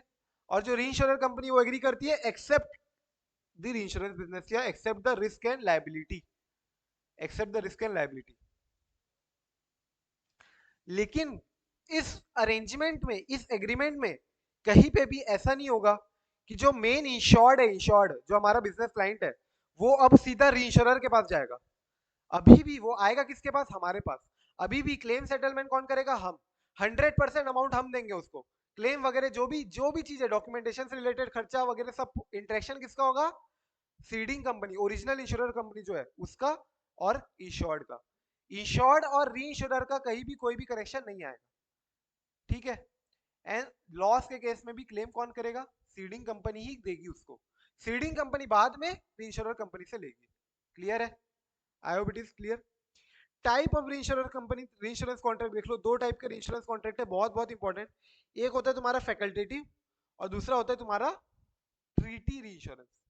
एक होता है फैकल्टेटिव रीइंश्योरेंस, दूसरा होता है ट्रीटी रीइंश्योरेंस। अब फैकल्टेटिव का मतलब अपन देख लेंगे, बहुत सिंपल है। ट्रीटी रीइंश्योरेंस का भी मतलब देख लेंगे, बहुत सिंपल है। ट्रीटी में फर्दर दो पार्ट में डिवीजन है। एक होता है प्रोपोर्शनल ट्रीटी रीइंश्योरेंस और एक होता है नॉन प्रोपोर्शनल ट्रीटी रीइंश्योरेंस। अब प्रोपोर्शनल ट्रीटी में भी अलग अलग होते हैं। प्रोपोर्शनल मतलब समझ रहे हो? प्रोपोर्शनल ट्रीटी इंश्योरेंस मतलब जितना तुम उसको सामने वाले को रिस्क ट्रांसफर कर रहे हो उतना प्रोपोर्शनेट में ट्रीटी रहेगा, या जितना तुम्हारा एक्सेस है उसके ऊपर प्रोपोर्शनल तुम कुछ ट्रांसफर करोगे उसको। तो प्रोपोर्शनल में देखो क्या क्या दिया है: quota share treaty, surplus treaty, auto fact treaty, pools. Similarly non proportional में दिया एक्सेल, एक्सेल मतलब excess of loss, excess of loss treaty. मतलब कि भैया हम इतना लॉस बियर करेंगे, अगर 1 करोड़ 50 लाख 1.5 करोड़ के ऊपर जो भी लॉस होगा उसका 40% तुम बियर करोगे। या तो अगर ऐसा है तो वो किस में आएगा? प्रोपोर्शनल में। मतलब समझ लो कि 50 लाख के ऊपर का लॉस तुम बियर कर, 50 लाख के ऊपर का लॉस का 40% तुम बियर करोगे तो प्रोपोर्शनल में आएगा। लेकिन मैं बोलूं अगर 50 लाख के ऊपर का लॉस तुम बियर करोगे तो then this will come under excess loss treaty, then this will come under non proportional treaty. क्योंकि अब कोई प्रोपोर्शनल नहीं है ना इसमें, प्रोपोर्शनल कोई चीज दिख रही है क्या? भाई 50 लाख के ऊपर तो कितना भी लॉस हो सकता है। तो एक्सेस लॉस ट्रीटी किस में आता है? नॉन प्रोपोर्शनल ट्रीटी में। और quota share, surplus, auto fact, pools, ये सब किस में आएगा? Proportional treaty. अब आ जाओ मेन अपन को जो देखना है, फैकल्टेटिव इंश्योरेंस। फैकल्टेटिव, फैकल्टेटिव मतलब समझ में आ रहा है वर्ड से, नाम से? फैकल्टेटिव एक प्रकार से फैसिलिटी है तुमको, फैकल्टेटिव। तो इसमें क्या होता है जनरली फैकल्टेटिव वर्सेस ट्रीटी में? अगर मैं कुल मिला के एक मेजर डिफरेंस बोलूं, बड़ा ब्रॉड डिफरेंस, तो देखो फैकल्टेटिव में एक एक बार में ट्रांसफर होता है, एक रिस्क को तुम एक बार में ट्रांसफर करते हो। ट्रीटी में सारा जितना पूरा टोटल ओवरऑल जितना रिस्क तुमने लिया उस बिजनेस में एक साथ ट्रांसफर होता है, एक साथ। ट्रीटी है ना, ट्रीटी मतलब समझते होंगे ना तुम लोग, like treaty between British India, treaty between British India versus East India company, या treaty between British India versus independent India. Treaty होती है ना भैया हम दोनों के आपस के बीच में, ट्रीटी बिटवीन जैसे डबल टैक्स अवॉइडेंस एग्रीमेंट भी होता है, DTAA, उनके आपस में हमारे बीच में भी ट्रीटी बनती है कि हमारे यहाँ ऐसी इनकम होगी तो तुम ले लेना टैक्स, तुम्हारे ऐसी इनकम होगी तो हम लेंगे टैक्स, अगर कुल मिला के होगी तो कैसे कैसे पूरा ट्रीटी बनती है। ट्रीटी मतलब क्या? एक एग्रीमेंट हो गया समझ लो, agreement, treaty, overall wholesome lumpsum coverage पूरा हो गया समझो, कि ओवरऑल पूरा का पूरा as it is business transfer होगा। फैकल्टेटिव में on the other hand, facultative में ऑन द अदर हैंड एक पर्टिकुलर रिस्क ही ट्रांसफर होता है, सिर्फ सिंगल रिस्क, तो relates to one particular risk and is expressed in the insurance policy. Facultative is the oldest method of reinsurance and necessitates consideration of each risk separately. जो red mark है important वही है कि तुमको यहाँ पे हर risk को अलग से देखना पड़ेगा। और इसलिए बताओ मुझे टाइम ज्यादा कहाँ लगेगा? ट्रीटी में ज्यादा टाइम लगेगा, रीइंश्योरेंस एग्रीमेंट में, या फैकल्टेटिव में? फैकल्टेटिव में, क्योंकि हर एक एक रिस्क को अलग अलग करना पड़ रहा है। ट्रीटी में तो एक साथ जा रहा है, यहाँ पे कितने सारे अलग अलग रिस्क हो सकते हैं, सब रिस्क को अलग अलग अपन को रीइंश्योरेंस करवाना पड़ेगा। And here each risk transaction has to be negotiated individually and therefore दूसरे पार्टी के पास भी चॉइस है कि या तो तुम उस पर्टिकुलर रिस्क को एक्सेप्ट करोगे और बाकी रिस्क को रिजेक्ट कर दोगे। तुम्हारे पास चॉइस है, या तो हो सकता है तुम सारे एक एक रिस्क को एक्सेप्ट करो, या हो सकता है सारे रिस्क को रिजेक्ट करो, या हो सकता है कुछ रिस्क को एक्सेप्ट करोगे कुछ रिस्क को रिजेक्ट करोगे। क्लियर? और यहाँ पे दिया हुआ अभी देखो वॉल्यूम ऑफ वर्क बहुत ज्यादा है, यहाँ पे टाइम भी ज्यादा लगता है। स्टिल यहाँ पे कई बार यूज होता है, कब यूज होता है देखो, 5 कंडीशन है जनरली यहाँ पे यूज किया जाता है। फैकल्टेटिव इंश्योरेंस, फैकल्टेटिव इंश्योरेंस सबसे पहला बोलता है automatic cover has already been exhausted. Automatic cover मतलब क्या होता है कि कई बार तुमको ना, जैसे कि इन केस तुम कोई इंश्योरेंस ले रहे हो, इंश्योरेंस, तो तुमको एक दूसरा इंश्योरेंस भी फ्री में मिल जाता है। जैसे कि मान लो तुम्हारा क्रेडिट कार्ड है, एक क्रेडिट कार्ड है मेरे पास, उसमें क्रेडिट कार्ड से रिलेटेड थेफ्ट के रिस्पेक्ट में मैंने अगर इंश्योरेंस ले रहा हूँ, तो मेरे को हेल्थ इंश्योरेंस भी दे रही है कंपनी साथ में। एचडीएफसी का क्रेडिट कार्ड है मान लो, इसका अगर कोई भी चोरी चमारी 2-3 लाख 4 लाख 5 लाख जितना का भी इंश्योरेंस ले रहा हूँ मैं, उतने तक का कंपनी बेयर करेगी मान लो। तो उस केस में क्या होगा, उस केस में मेरे को साथ ही साथ हेल्थ इंश्योरेंस कवर भी मिल जा रहा है 10 लाख तक का। तो ये ऑटोमेटिक कवर है, ऑटोमेटिक कवर है। हेल्थ इंश्योरेंस कवर क्या है, ऑटोमेटिक कवर है। क्या इसके लिए मैं अलग से अप्लाई कर रहा हूँ? नहीं, ये मेरे को अपने आप कंपनी दे रही है। अगर ये मान लो एग्जॉस्ट हो जाता है तो उस केस में तुम इसको स्पेसिफिकली, अब तो ऑटोमेटिक कवर तुम देते जा रहे हो, बहुत ज्यादा हो गया, अब इस केस में तुम क्या करोगे, दूसरे कंपनी को ट्रांसफर करना चालू कर दो। इससे रिलेटेड जो कवर है तुम्हारा automatic cover has already been exhausted. इसी से रिलेटेड देखो डी वाला point, D point, insurer has no automatic cover at his disposal in a particular breach. मान लो तुम्हारे पास, तुम ऐसा कुछ दे ही नहीं सकते, मतलब तुम क्रेडिट कार्ड के इंश्योरेंस के साथ हेल्थ इंश्योरेंस नहीं दे सकते, तो तुम एक काम करोगे क्या, तुम ये पर्टिकुलर रिस्क जो है कौन सा हेल्थ वाला, उससे रिलेटेड तुम किसको ट्रांसफर कर दोगे, रीइंश्योरर को। तुम्हारे पास उतना वो नहीं है कवर का दम, तो तुम दूसरे को ट्रांसफर कर दो। तुमको देना है, लेकिन तुम ऑटोमेटिक कवर देना है, लेकिन तुम्हारे पास अपने डिस्पोजल में खुद के चॉइस में देने का है नहीं, तो तुम रीइंश्योरर करवा दो। या फिर मान लो ट्रीटी में से कोई एक रिस्क एक्सक्लूड हो गया, जैसे कि मान लो हेल्थ इंश्योरेंस चल रहा था, उसमें न्यूरो से रिलेटेड जो था वो रिस्क जो है वो एक्सक्लूड हो गया। अब वो तुमको लग रहा है अब इंक्लूड करेंगे, और पर्टिकुलरली अगर कोई ऐसा होता है तो बहुत ज्यादा सभी सभी अपने पेशेंट से, सभी से न्यूरो देखो, यानी मान लो कि एग्जांपल ले लो कि इससे रिलेटेड तुमने ट्रीटी में नहीं डाला है, ट्रीटी में नहीं डाला है, जो तुम्हारा इंश्योरेंस कॉन्ट्रैक्ट है उसमें नहीं डाला है। अब मान लो जो खर्चा, अगर मान लो किसी पेशेंट का आता है क्लेम, तो तुम ऐसा तो नहीं बोल, तुम ऐसा बोलोगे ऑफ कोर्स इंश्योरेंस कंपनी हो तो तुम्हारे को क्लेम नहीं देगी वो, ऑफ कोर्स सबसे पहली बात तो वो बोलेगी हमारे कंपनी में ऐसा कुछ लिखा ही नहीं है। अगर मान लो जो क्लाइंट है वो लड़ रहा है, क्लाइंट चले गया लड़ने कोर्ट में, तो हो सकता है इंश्योरेंस कंपनी को देना पड़ जाए। इसलिए ये मान लो कोई ऐसा पर्टिकुलर रिस्क जो एक्सक्लूड हो चुका है, उस रिस्क को तो ट्रांसफर कर दो, एटलीस्ट री करवा दो उसका, तुम नहीं कर रहे हो किसी और से करवा दो। ये ऐसे रिस्क है जो एक्सक्लूड हो चुके हैं, इन दैट पर्टिकुलर केस वो रिस्क के लिए सिर्फ वो एक पर्टिकुलर रिस्क का ट्रांसफर करवाओगे ना, पूरे के पूरे रिस्क का नहीं कराओगे, सिर्फ सिंगल पर्टिकुलर रिस्क का ट्रांसफर होगा यहाँ पे। एंड लास्टली देखो ऐसे कई सारे रिस्क होते हैं जिसमें टेक्निकल गाइडेंस की जरूरत पड़ती है बहुत ज्यादा, जैसे कि एटॉमिक पावर हो गया, ऑयल रिस्क हो गए, ये सब जो एसेट्स है इसके जो तुम्हारे इंश्योरेंस बिजनेस मिलेंगे, अब इसमें तुम्हारे पास स्पेसिफिक नॉलेज भी होना चाहिए, और इससे एक एक सिंगल सिंगल रिस्क भी बहुत बड़े बड़े अमाउंट का हो सकता है। टेक्निकल गाइडेंस बहुत इंपॉर्टेंट है इसके लिए। तो ये पर्टिकुलर केस में भी बोलता है क्या है कि कई बार नेचर ऑफ बिजनेस ऐसे होते हैं जहां पे टेक्निकल गाइडेंस बहुत इंपॉर्टेंट होता है एट एवरी स्टेज, और where number of risk is very small. Number of risk small है, नंबर ऑफ रिस्क, अमाउंट नहीं बोल रहे वो, अमाउंट, अमाउंट बहुत ज्यादा होगा, अगर अमाउंट मॉनेटरी टर्म्स में देखोगे तो बहुत ज्यादा होगा। क्यों? एटॉमिक पावर, ऑयल रिस्क, ये सब बहुत बड़े सेट होते हैं।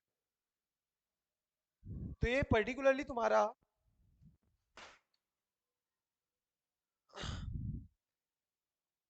नंबर ऑफ रिस्क स्मॉल है, लेकिन हर एक रिस्क को तुम क्या कर सकते हो, ट्रांसफर कर सकते हो, एक एक सिंगल रिस्क। तो कुल मिला के 5 कंडीशन हो गए जहां पे अपन सिंगल रिस्क ट्रांसफर कर रहे हैं। क्या क्या? ऑटोमेटिक कवर एग्जॉस्ट हो चुका है, या फिर तुम्हारे पास ऑटोमेटिक कवर तुम्हारे डिस्पोजल में नहीं है देने के लिए, नंबर ऑफ रिस्क स्मॉल है, और जहां पे टेक्निकल गाइडेंस लगेगा, राइट। फिर और कौन कौन सा था, जहां पे ट्रीटी में रिस्क एक्सक्लूड हो चुका है, अब तुमको उसको इंक्लूड करना है मान लो अपनी ट्रीटी में, तो एक काम करोगे क्या, एक्स्ट्रा रिस्क ना लेके इंश्योरेंस करवा दोगे। एंड लास्टली क्या, बहुत ज्यादा ओवर बर्डन नहीं करना है तुमको, अगर ओवरबर्डन अगर नहीं करना है बहुत ज्यादा ओवरबर्डन नहीं करना है तुमको अपने आप को कोई रिस्क, पर्टिकुलर रिस्क से, तो वो रिस्क को क्या करो, ट्रांसफर कर दो ना। मेरे को टेंशन नहीं लेने तो risk tension transfer, that is what reinsurance is all about, right. ये हो गया क्या, फैकल्टेटिव। एक एक रिस्क को पर्टिकुलर एक एक रिस्क को ट्रांसफर कर रहे हैं, बहुत बहुत इंपॉर्टेंट है ना ये जो फैकल्टेटिव और ट्रीटी, जनरली इससे एमसीक्यू आते रहते हैं, एमसीक्यू ही आते हैं जनरली। अब देखो ट्रीटी में क्या बोलता है,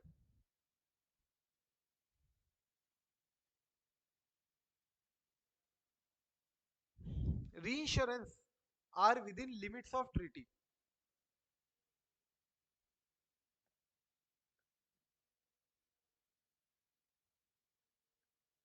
These limits can be monetary हो सकती है, जोग्राफिकल हो सकती है, सेक्टर हो सकती है, बिजनेस सेक्टर वाइज।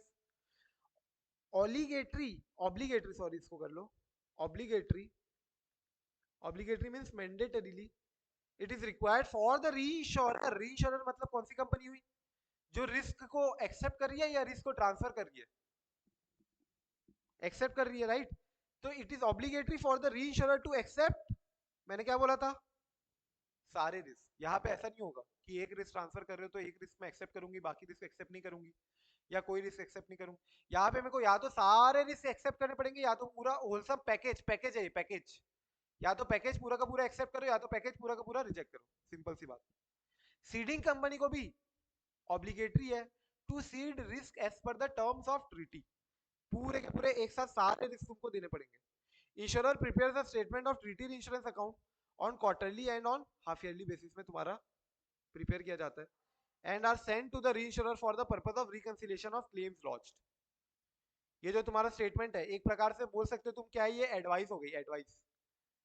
भाई तुम्हारा कोई भी क्लेम वगैरह होगा तो इसके अगेंस्ट तुमको फिर बता दिया जाएगा इंश्योरेंस कंपनी को ना, कि हमने मेन जो इंश्योरर है, जो main insurance company seeding company, उसने क्लाइंट को इतना ज्यादा क्लेम दिया हुआ है, और उस क्लेम का कुछ परसेंट अब तुम दोगे वापस हमको।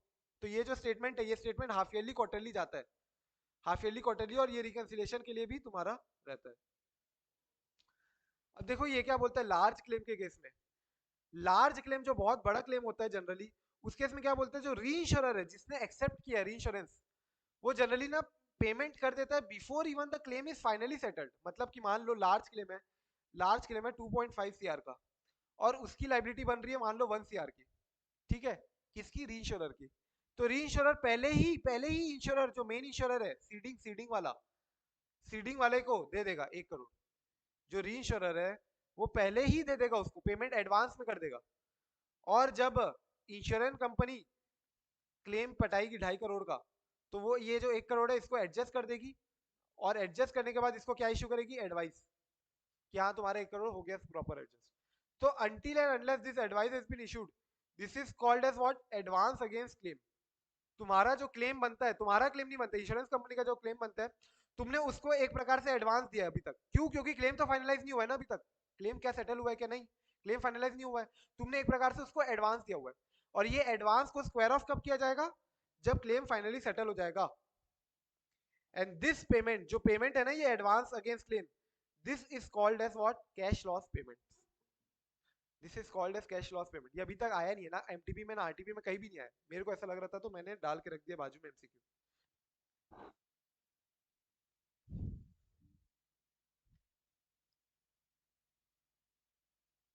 क्लियर,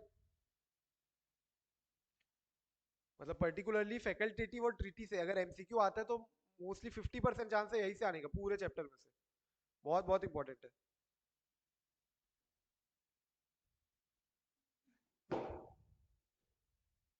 ठीक है, अब आ जाओ प्रोपोर्शनल और नॉन प्रोपोर्शनल में।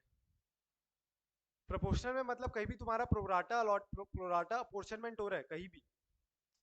मतलब जैसे मैंने एग्जांपल दिया था तुमको, क्या कि मैं ए कंपनी जो है वो अपना 40% प्रीमियम के अगेंस्ट 40% रिस्क ट्रांसफर कर रही है, तो this is what, this is what, pro rata.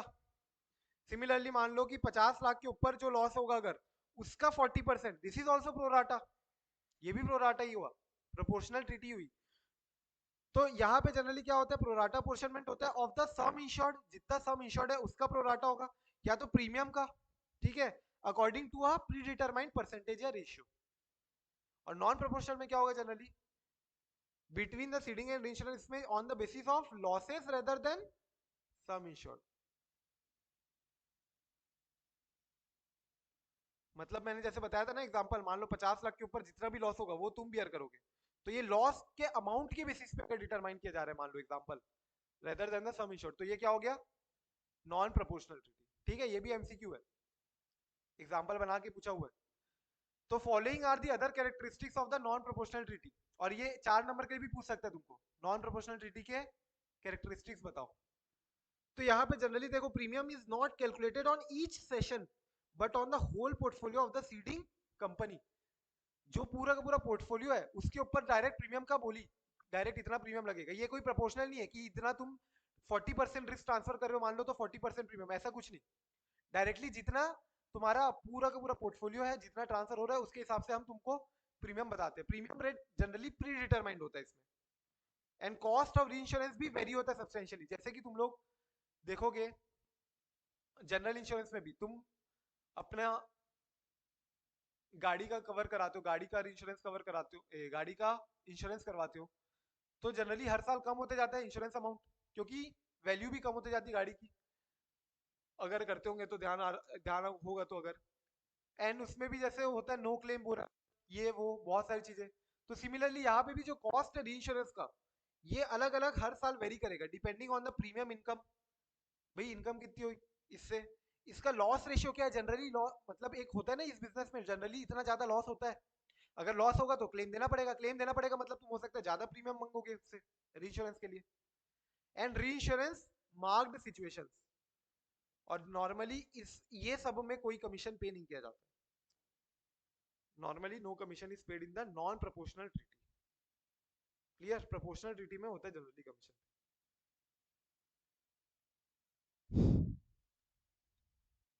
तो ये 4 पॉइंट ध्यान में रखना, क्या क्या, एक तो भैया प्रीमियम कैलकुलेटेड और हर हर हर एक सेशन में, सेशन मतलब समझ लो वो जो रिस्क ट्रांसफर कर रहे हो, सेशन, सेशन मतलब क्या हुआ, सीड का प्लूरल, सीड देखे थे ना अपन ट्रांसफर, तो हर ट्रांसफर पे कैलकुलेट किया जाएगा। मान लो तुम्हारा होल पोर्टफोलियो की बेसिस, तुम पूरा पूरा पोर्टफोलियो ट्रांसफर करो तो उसके हिसाब से कैलकुलेट किया जाएगा। सीड, सीड का सेशन मतलब समझ लो, cession, cession is nothing but plural of cede word. Premium rate predetermined होता है इसमें, कॉस्ट ऑफ इंश्योरेंस वेरी करता है सब्सटेंशियली, एंड कोई जनरली कमीशन पे इसमें नहीं किया जाता। अभी sir verification of reinsurance inward, अब देखो क्या क्या पॉइंट्स अपन को दिमाग में रखने। कुल मिला के बहुत सारे पॉइंट दिए, 13 पॉइंट दिए हुए अपन को, 13 से ज्यादा ही होंगे तो, और 4-5 और पॉइंट होंगे, मैंने इसमें इंक्लूड नहीं किया। तो इसमें देखो 13 में से अपन को मोटा माटी 10 तो याद रखना है ताकि अपन को थोड़ी कंफर्ट रहे। तो री इंश्योरेंस इनवर्ड हो या री इंश्योरेंस आउटवर्ड हो, अंडर राइटिंग तो देखना ही है। अंडर राइटिंग का मतलब मैंने बताया था कल, क्या होता है अंडर राइटिंग। हाँ, नहीं गारंटी वगैरह वो तो नॉर्मली होता है ना, मैंने इंश्योरेंस में बताया था ना अंडर राइटिंग मतलब क्या होगा जनरली। अंडर राइटिंग मतलब प्रॉपर इवेल्युएट करना कि भैया हमको ये बिजनेस को एक्सेप्ट करना चाहिए कि नहीं करना चाहिए, ये क्लेम जो है क्लाइंट का जो इंश्योरेंस है, क्या क्लाइंट को इंश्योरेंस देना चाहिए या नहीं देना चाहिए। पता चला क्लाइंट इतना वल्नरेबल है, इतना ऑलरेडी डैमेज्ड है कि हमको क्लेम देना ही पड़ेगा, मोटा माटी पता है कंफर्म दिख रहा है, तो अंडर राइट करना मतलब असेस करना, इवेल्युएट करना whether we should accept the insurance business और नॉट। तो एक हमारे पास क्लियरली वेल डिफाइंड पॉलिसी तो होनी चाहिए ना, कि हमारे पास अगर मान लो सामने वाला बंदा, सामने वाली इंश्योरेंस कंपनी भेज रही है हमको री इंश्योरेंस करवा रही है उस, तो हमको एक्सेप्ट करना चाहिए कि नहीं करना चाहिए। हमारी एक अंडर राइटिंग पॉलिसी होगी, यस और no. Then it should be as per the norms, reinsurance जो है वो as per IRDI regulation and as per insurance act के तहत होना चाहिए।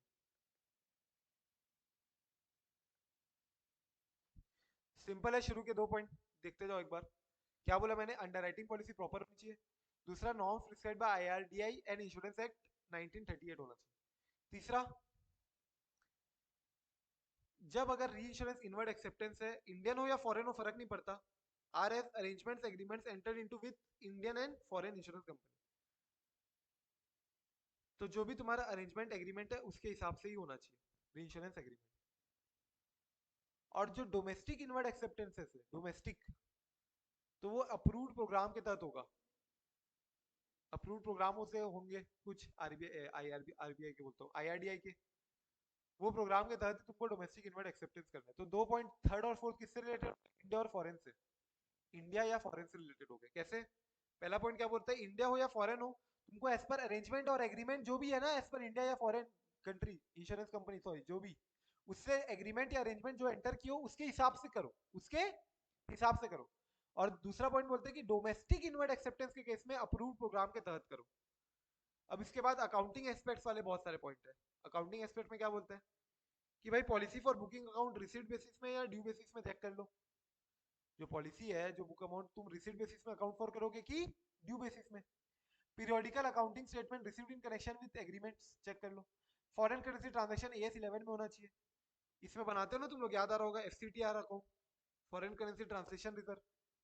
याद है जब अपन दूसरे बैलेंस शीट को अपन अपने इसमें कन्वर्ट करते थे इंडियन रुपीस में, और जो बचा कुचा जाता था एफसीटीआर अकाउंट में। प्रोविजन में लाना है तुमको आउटस्टैंडिंग क्लेम्स में for every reinsurance arrangement accepted.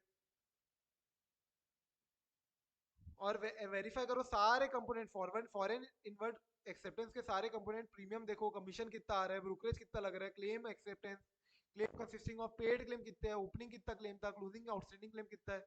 ये सब देखोगे तो तुमको समझ में आएगा कि फॉरेन कंपनी में सही सही काम चल रहा है कि नहीं चल रहा है। भाई अभी आज तुम लोग को पता होगा तो सिटी बैंक जैसे देखोगे, सिटी बैंक पता है सुने हो, तो city bank is transferring it's retail division. Retail division मतलब अपने जैसे लोगों का जो बैंक खाता है, पहले सिटी बैंक में खुलता था, अब सिटी बैंक अपना पूरा का पूरा काम, क्रेडिट कार्ड हो, डेबिट कार्ड या इंडिविजुअल अकाउंट जो है, वो पूरा का पूरा काम ट्रांसफर कर रही है एक्सिस बैंक को। बाहर के लोग को ना जमे, कहा इंडिया, इंडिया के काम इंडिया वाले साझे, वैसा टाइप से। तो तुमको देखना पड़ेगा ना प्रॉपर्ली, फॉरेन इनवर्ड एक्सेप्टेंस अगर आ रहा है कंपोनेंट, सारे चीज चेक करो, प्रीमियम कमीशन कितना मिलेगा, ब्रोकरेज कितना लगेगा, क्लेम कितना आता है जनरली, लॉस कितना होता है, ओपनिंग क्लेम कितना चल रहा है ऑलरेडी, क्लोजिंग आउटस्टैंडिंग क्लेम कितना चल रहेगा। ये सब तुम देखोगे तब तो बाहर से फॉरेन वाले को एक्सेप्ट करोगे ना। यस सर नो, तुम्हारे को आइडिया कम होगी जनरली फॉरेन की, और फॉरेनर वालों को यहाँ की आइडिया जनरली कम होगी।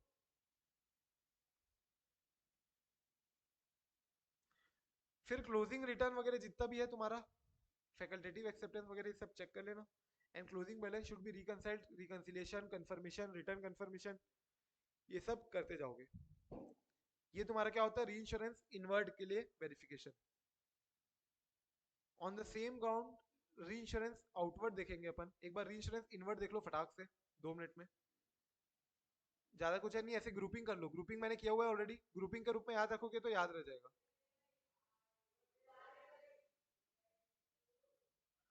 अब आ जाओ री इंश्योरेंस आउटवर्ड में। री इंश्योरेंस आउटवर्ड में भी मैंने बोला अंडर राइटिंग तो देखोगे ही ना हमेशा, कि कौन सा बिजनेस हमको बाहर भेजना चाहिए, कौन सा बिजनेस को ट्रांसफर करना चाहिए, कौन सा रिस्क को ट्रांसफर नहीं करना चाहिए।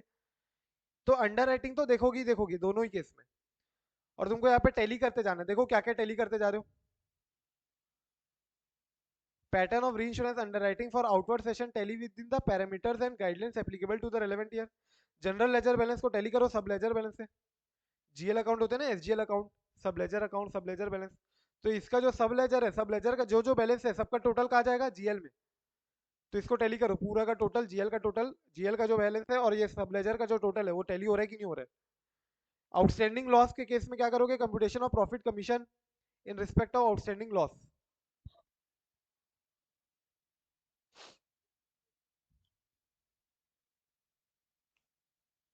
फिर प्रोविजन वगैरह का देखना, outstanding claim list by error वगैरह चेक करना। ये सब कुछ नॉर्मल पॉइंट्स है। As per stipulation, as per agreement के 2 पॉइंट है कि भैया जो मेरा ट्रांसफर हो रहा है, ट्रांसफर सेशंस, सेशंस जो भी मैंने ट्रांसफर कर रहा हूँ मैं, एज पर स्टिपुलेशन होना चाहिए, एज पर एग्रीमेंट होना चाहिए। 2 पॉइंट तो ऐसे हो गए। परसेंटेज पैटर्न देखो, ग्रॉस टू नेट प्रीमियम कितना आता है तुम्हारा जनरली, ग्रॉस प्रीमियम कितना आता है, ग्रॉस प्रीमियम मतलब प्रीमियम ये जो तुम्हारा मिलता है ये प्रीमियम होता है। इसके बाद तुम्हारा री इंश्योरेंस कटता है। फिर मान लो यूआरआर भी हटा दिया अगर अपन, तो ये तुम्हारा क्या बचता है, नेट प्रीमियम। ये वर्सेस ये चेक करो, ये दोनों को चेक करना है तुमको, नेट प्रीमियम और ग्रॉस प्रीमियम।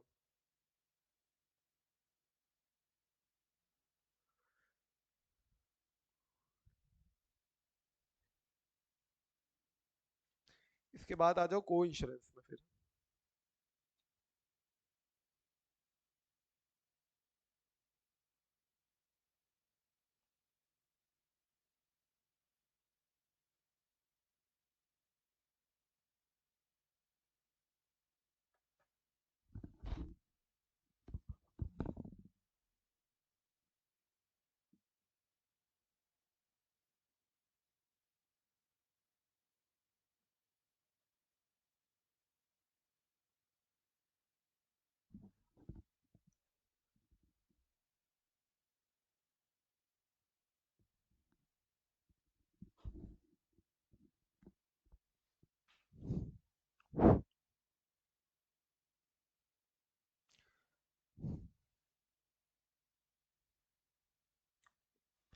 को इंश्योरेंस,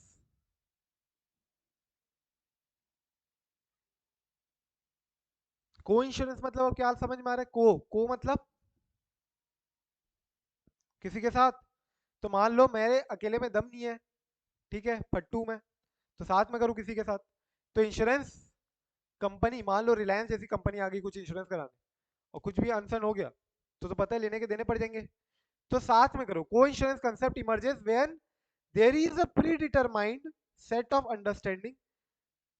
मान लो मैं और प्राची के बीच में अंडरस्टैंडिंग है कि ठीक है हम आपस में ये बिजनेस कर सकते हैं, जहाँ पे प्राची बोल दी कि ठीक है आप बस देख लेना सब चीज, डॉक्यूमेंटेशन से काम से रिलेटेड हो, या इंश्योर्ड जो बंदा है, रिलायंस जो बंदी है उससे डील करना हो, क्लाइंट एंगेजमेंट जो अरेंजमेंट वगैरह सारी चीजें देखना, कुल मिला के फ्रंट ऑफिस वगैरह वो आप देख लेना, बाकी मैं रेडी हूँ बियर करने के लिए इन केस कोई रिस्क क्लेम अराइज होता है तो लीडर जो बंदा है, लीडर वो ही प्रीमियम रिसीव करता है, वो ही पॉलिसी इशू करता है, और वही सारा documentation, everything everything is done by whom, leader of the business, को इंश्योरेंस के केस में। And referred leader also settle claims to insured in case of occurrence of claims. Balance pertaining to other companies relating to premiums claims are accounted under co-insurance as amount due to या amount due from other insurance companies. मतलब other को insurance company जो है मेरी, उनसे अगर मेरे को पैसा लेना है तो मैं दिखाऊंगा अमाउंट ड्यू फ्रॉम देम, और उनको पैसा देना है, अगर हो सकता है देना भी पड़े ना, कब देना पड़ेगा? प्रीमियम के केस में। को इंश्योरेंस है तो प्रीमियम कौन ले रहा है पूरा का पूरा? लीडर। तो प्रीमियम तुमको देना भी पड़ेगा, तो अमाउंट ड्यू टू यू, और ड्यू फ्रॉम यू कब? जब क्लेम मैं दूंगा उसको और तुमसे लूंगा। इंश्योरेंस काउंसिल में recommend following norms while entering into को इंश्योरेंस एग्रीमेंट। तो कमीशन कलेक्शन वगैरह के लिए बोल सकता है कुछ इंश्योरेंस आईआरडीआई वगैरह काउंसिल जो बनी है। स्टैंडर्ड प्रैक्टिस क्या होनी चाहिए जनरली, जो ड्यू सेटलमेंट होगा उसके लिए कैसा होगा, क्लेम्स का सेटलमेंट कैसे होगा उसके रिस्पेक्ट में, री insurance arrangement for the risk book. अब भाई साथ में हम दोनों ने रिस्क बुक किया है, अगर मान लो री इंश्योरेंस करवाना है, किसी एक को कराना है किसी एक को नहीं कराना है, तो कैसे कैसे क्या क्या गाइडलाइन है ये सब दिया हुआ है बाय इंश्योरेंस काउंसिल। इतना सा था अपना को इंश्योरेंस। अभी एक बार सॉल्वेंसी मार्जिन को मैं थोड़ा सा लास्ट में बताऊंगा। ट्रेड क्रेडिट इंश्योरेंस में आ जाओ लास्ट। ट्रेड क्रेडिट इंश्योरेंस क्या समझ में आ रहा है? ट्रेड मतलब, हाँ, जो भी लेन देन हो रहा है, लेन देन का होता है जनरली, अगर मैं ट्रेड टर्म्स में बोलूं बिजनेस का, तो ट्रेडिंग किस में होती है? गुड्स और सर्विसेज, इसी में तो होती है ट्रेडिंग। तो मान लो मैंने तुमको माल बेचा, मेरे को लग रहा है तुम पैसा मेरा मारने वाले हो, ठीक है, तो मैं क्या करा सकता हूँ इस केस में? क्रेडिट में जो मैंने तुमको माल दिया हुआ है उसका इंश्योरेंस करवाना, ठीक है। तो ये जो है सबसे पहली बात, इसमें कुछ कंडीशंस है। अगर तुमको ट्रेड क्रेडिट इंश्योरेंस कराना है तो भाई ये सिर्फ उन्हीं अमाउंट का, जो अमाउंट तुमको ड्यू है उन्हीं अमाउंट ड्यू का इंश्योरेंस होगा, which you have sold them goods और सर्विसेज। मतलब तुमने उसको गुड्स और सर्विस अगर तुम कुछ बेचा है, उसके बाद तुमको कुछ अमाउंट ड्यू है, तभी तुम्हारा ट्रेड क्रेडिट इंश्योरेंस होगा। इसके अलावा कहीं और से तुम्हारा अगर अमाउंट ड्यू बन रहा है तो उसको अपन क्या बोलेंगे? ट्रेड क्रेडिट इंश्योरेंस नहीं बोलेंगे।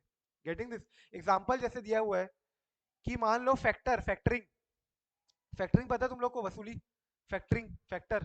तुमको मान लो मेरे को तुमसे पैसा लेना है, मेरे को लग रहा है तुम्हारे साथ बहुत झंझट है, बार बार घर जाओ और मिलते नहीं हो घर में कभी, ये वो बहुत सारे। मैंने क्या किया, तुम्हारे से कलेक्शन के लिए क्या कर दिया, किसी और को अपॉइंट कर दिया मैंने। तुम कुल मिला के पूरा का पूरा रिस्क या तो मैं ट्रांसफर कर सकता हूँ उसको, इसको बोलते हैं नॉन रिकोर्सेबल फैक्टरिंग।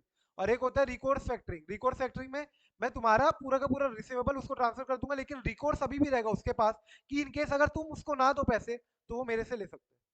वो रिकोर्स होता है।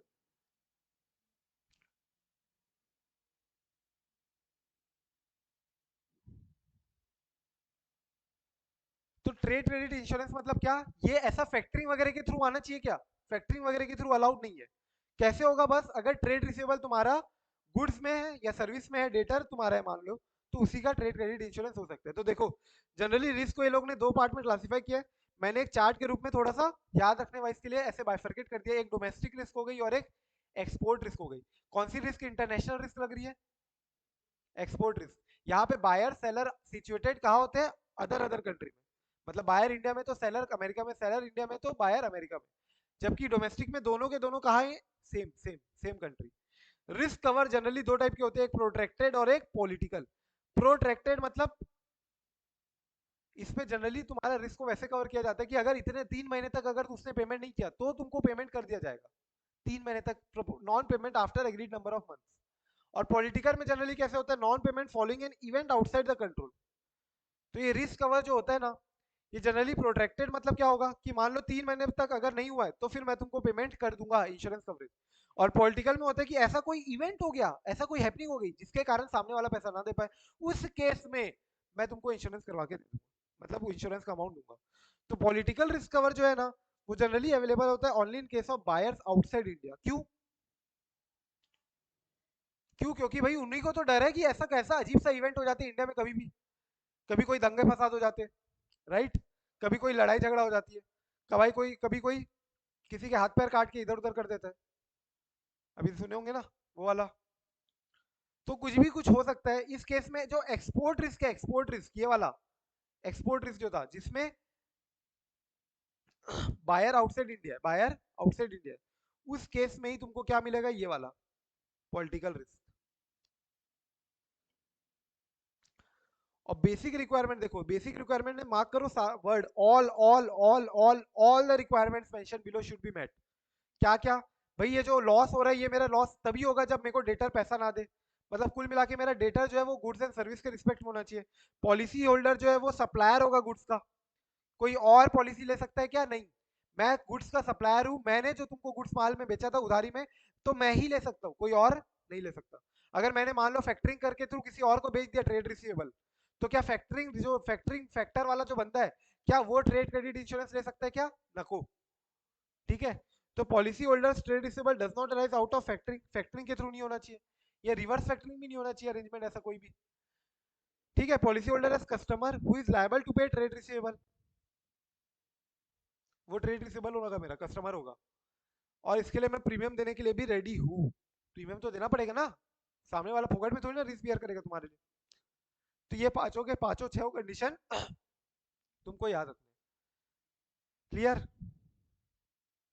सिग्नेचर वगैरह देख लो, इंपॉर्टेंट एमसीक्यू वाइज क्या बोलता है ये।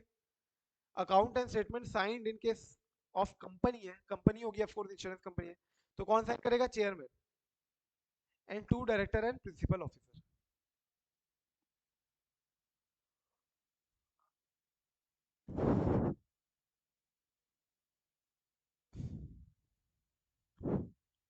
क्लियर है? ट्रेड क्रेडिट इंश्योरेंस सिंपल सा कॉन्सेप्ट है, 4-5 नंबर के लिए आया हुआ भी है शायद दिसंबर 21 में। कंटेंट्स ऑफ ऑडिट रिपोर्ट को होमवर्क मार्क करो, और इंपॉर्टेंट मार्क करना उसको, क्योंकि तुमको याद रखना पड़ेंगे क्या, कि इसमें से कौन कौन से पॉइंट है। क्योंकि एक एमसीक्यू आया हुआ आईसीआई का, कि उसमें पूछा था कि इसमें से कौन सा point is not a content of auditors report, which of the following is not a content of auditors report. तो एक बार देख लेना।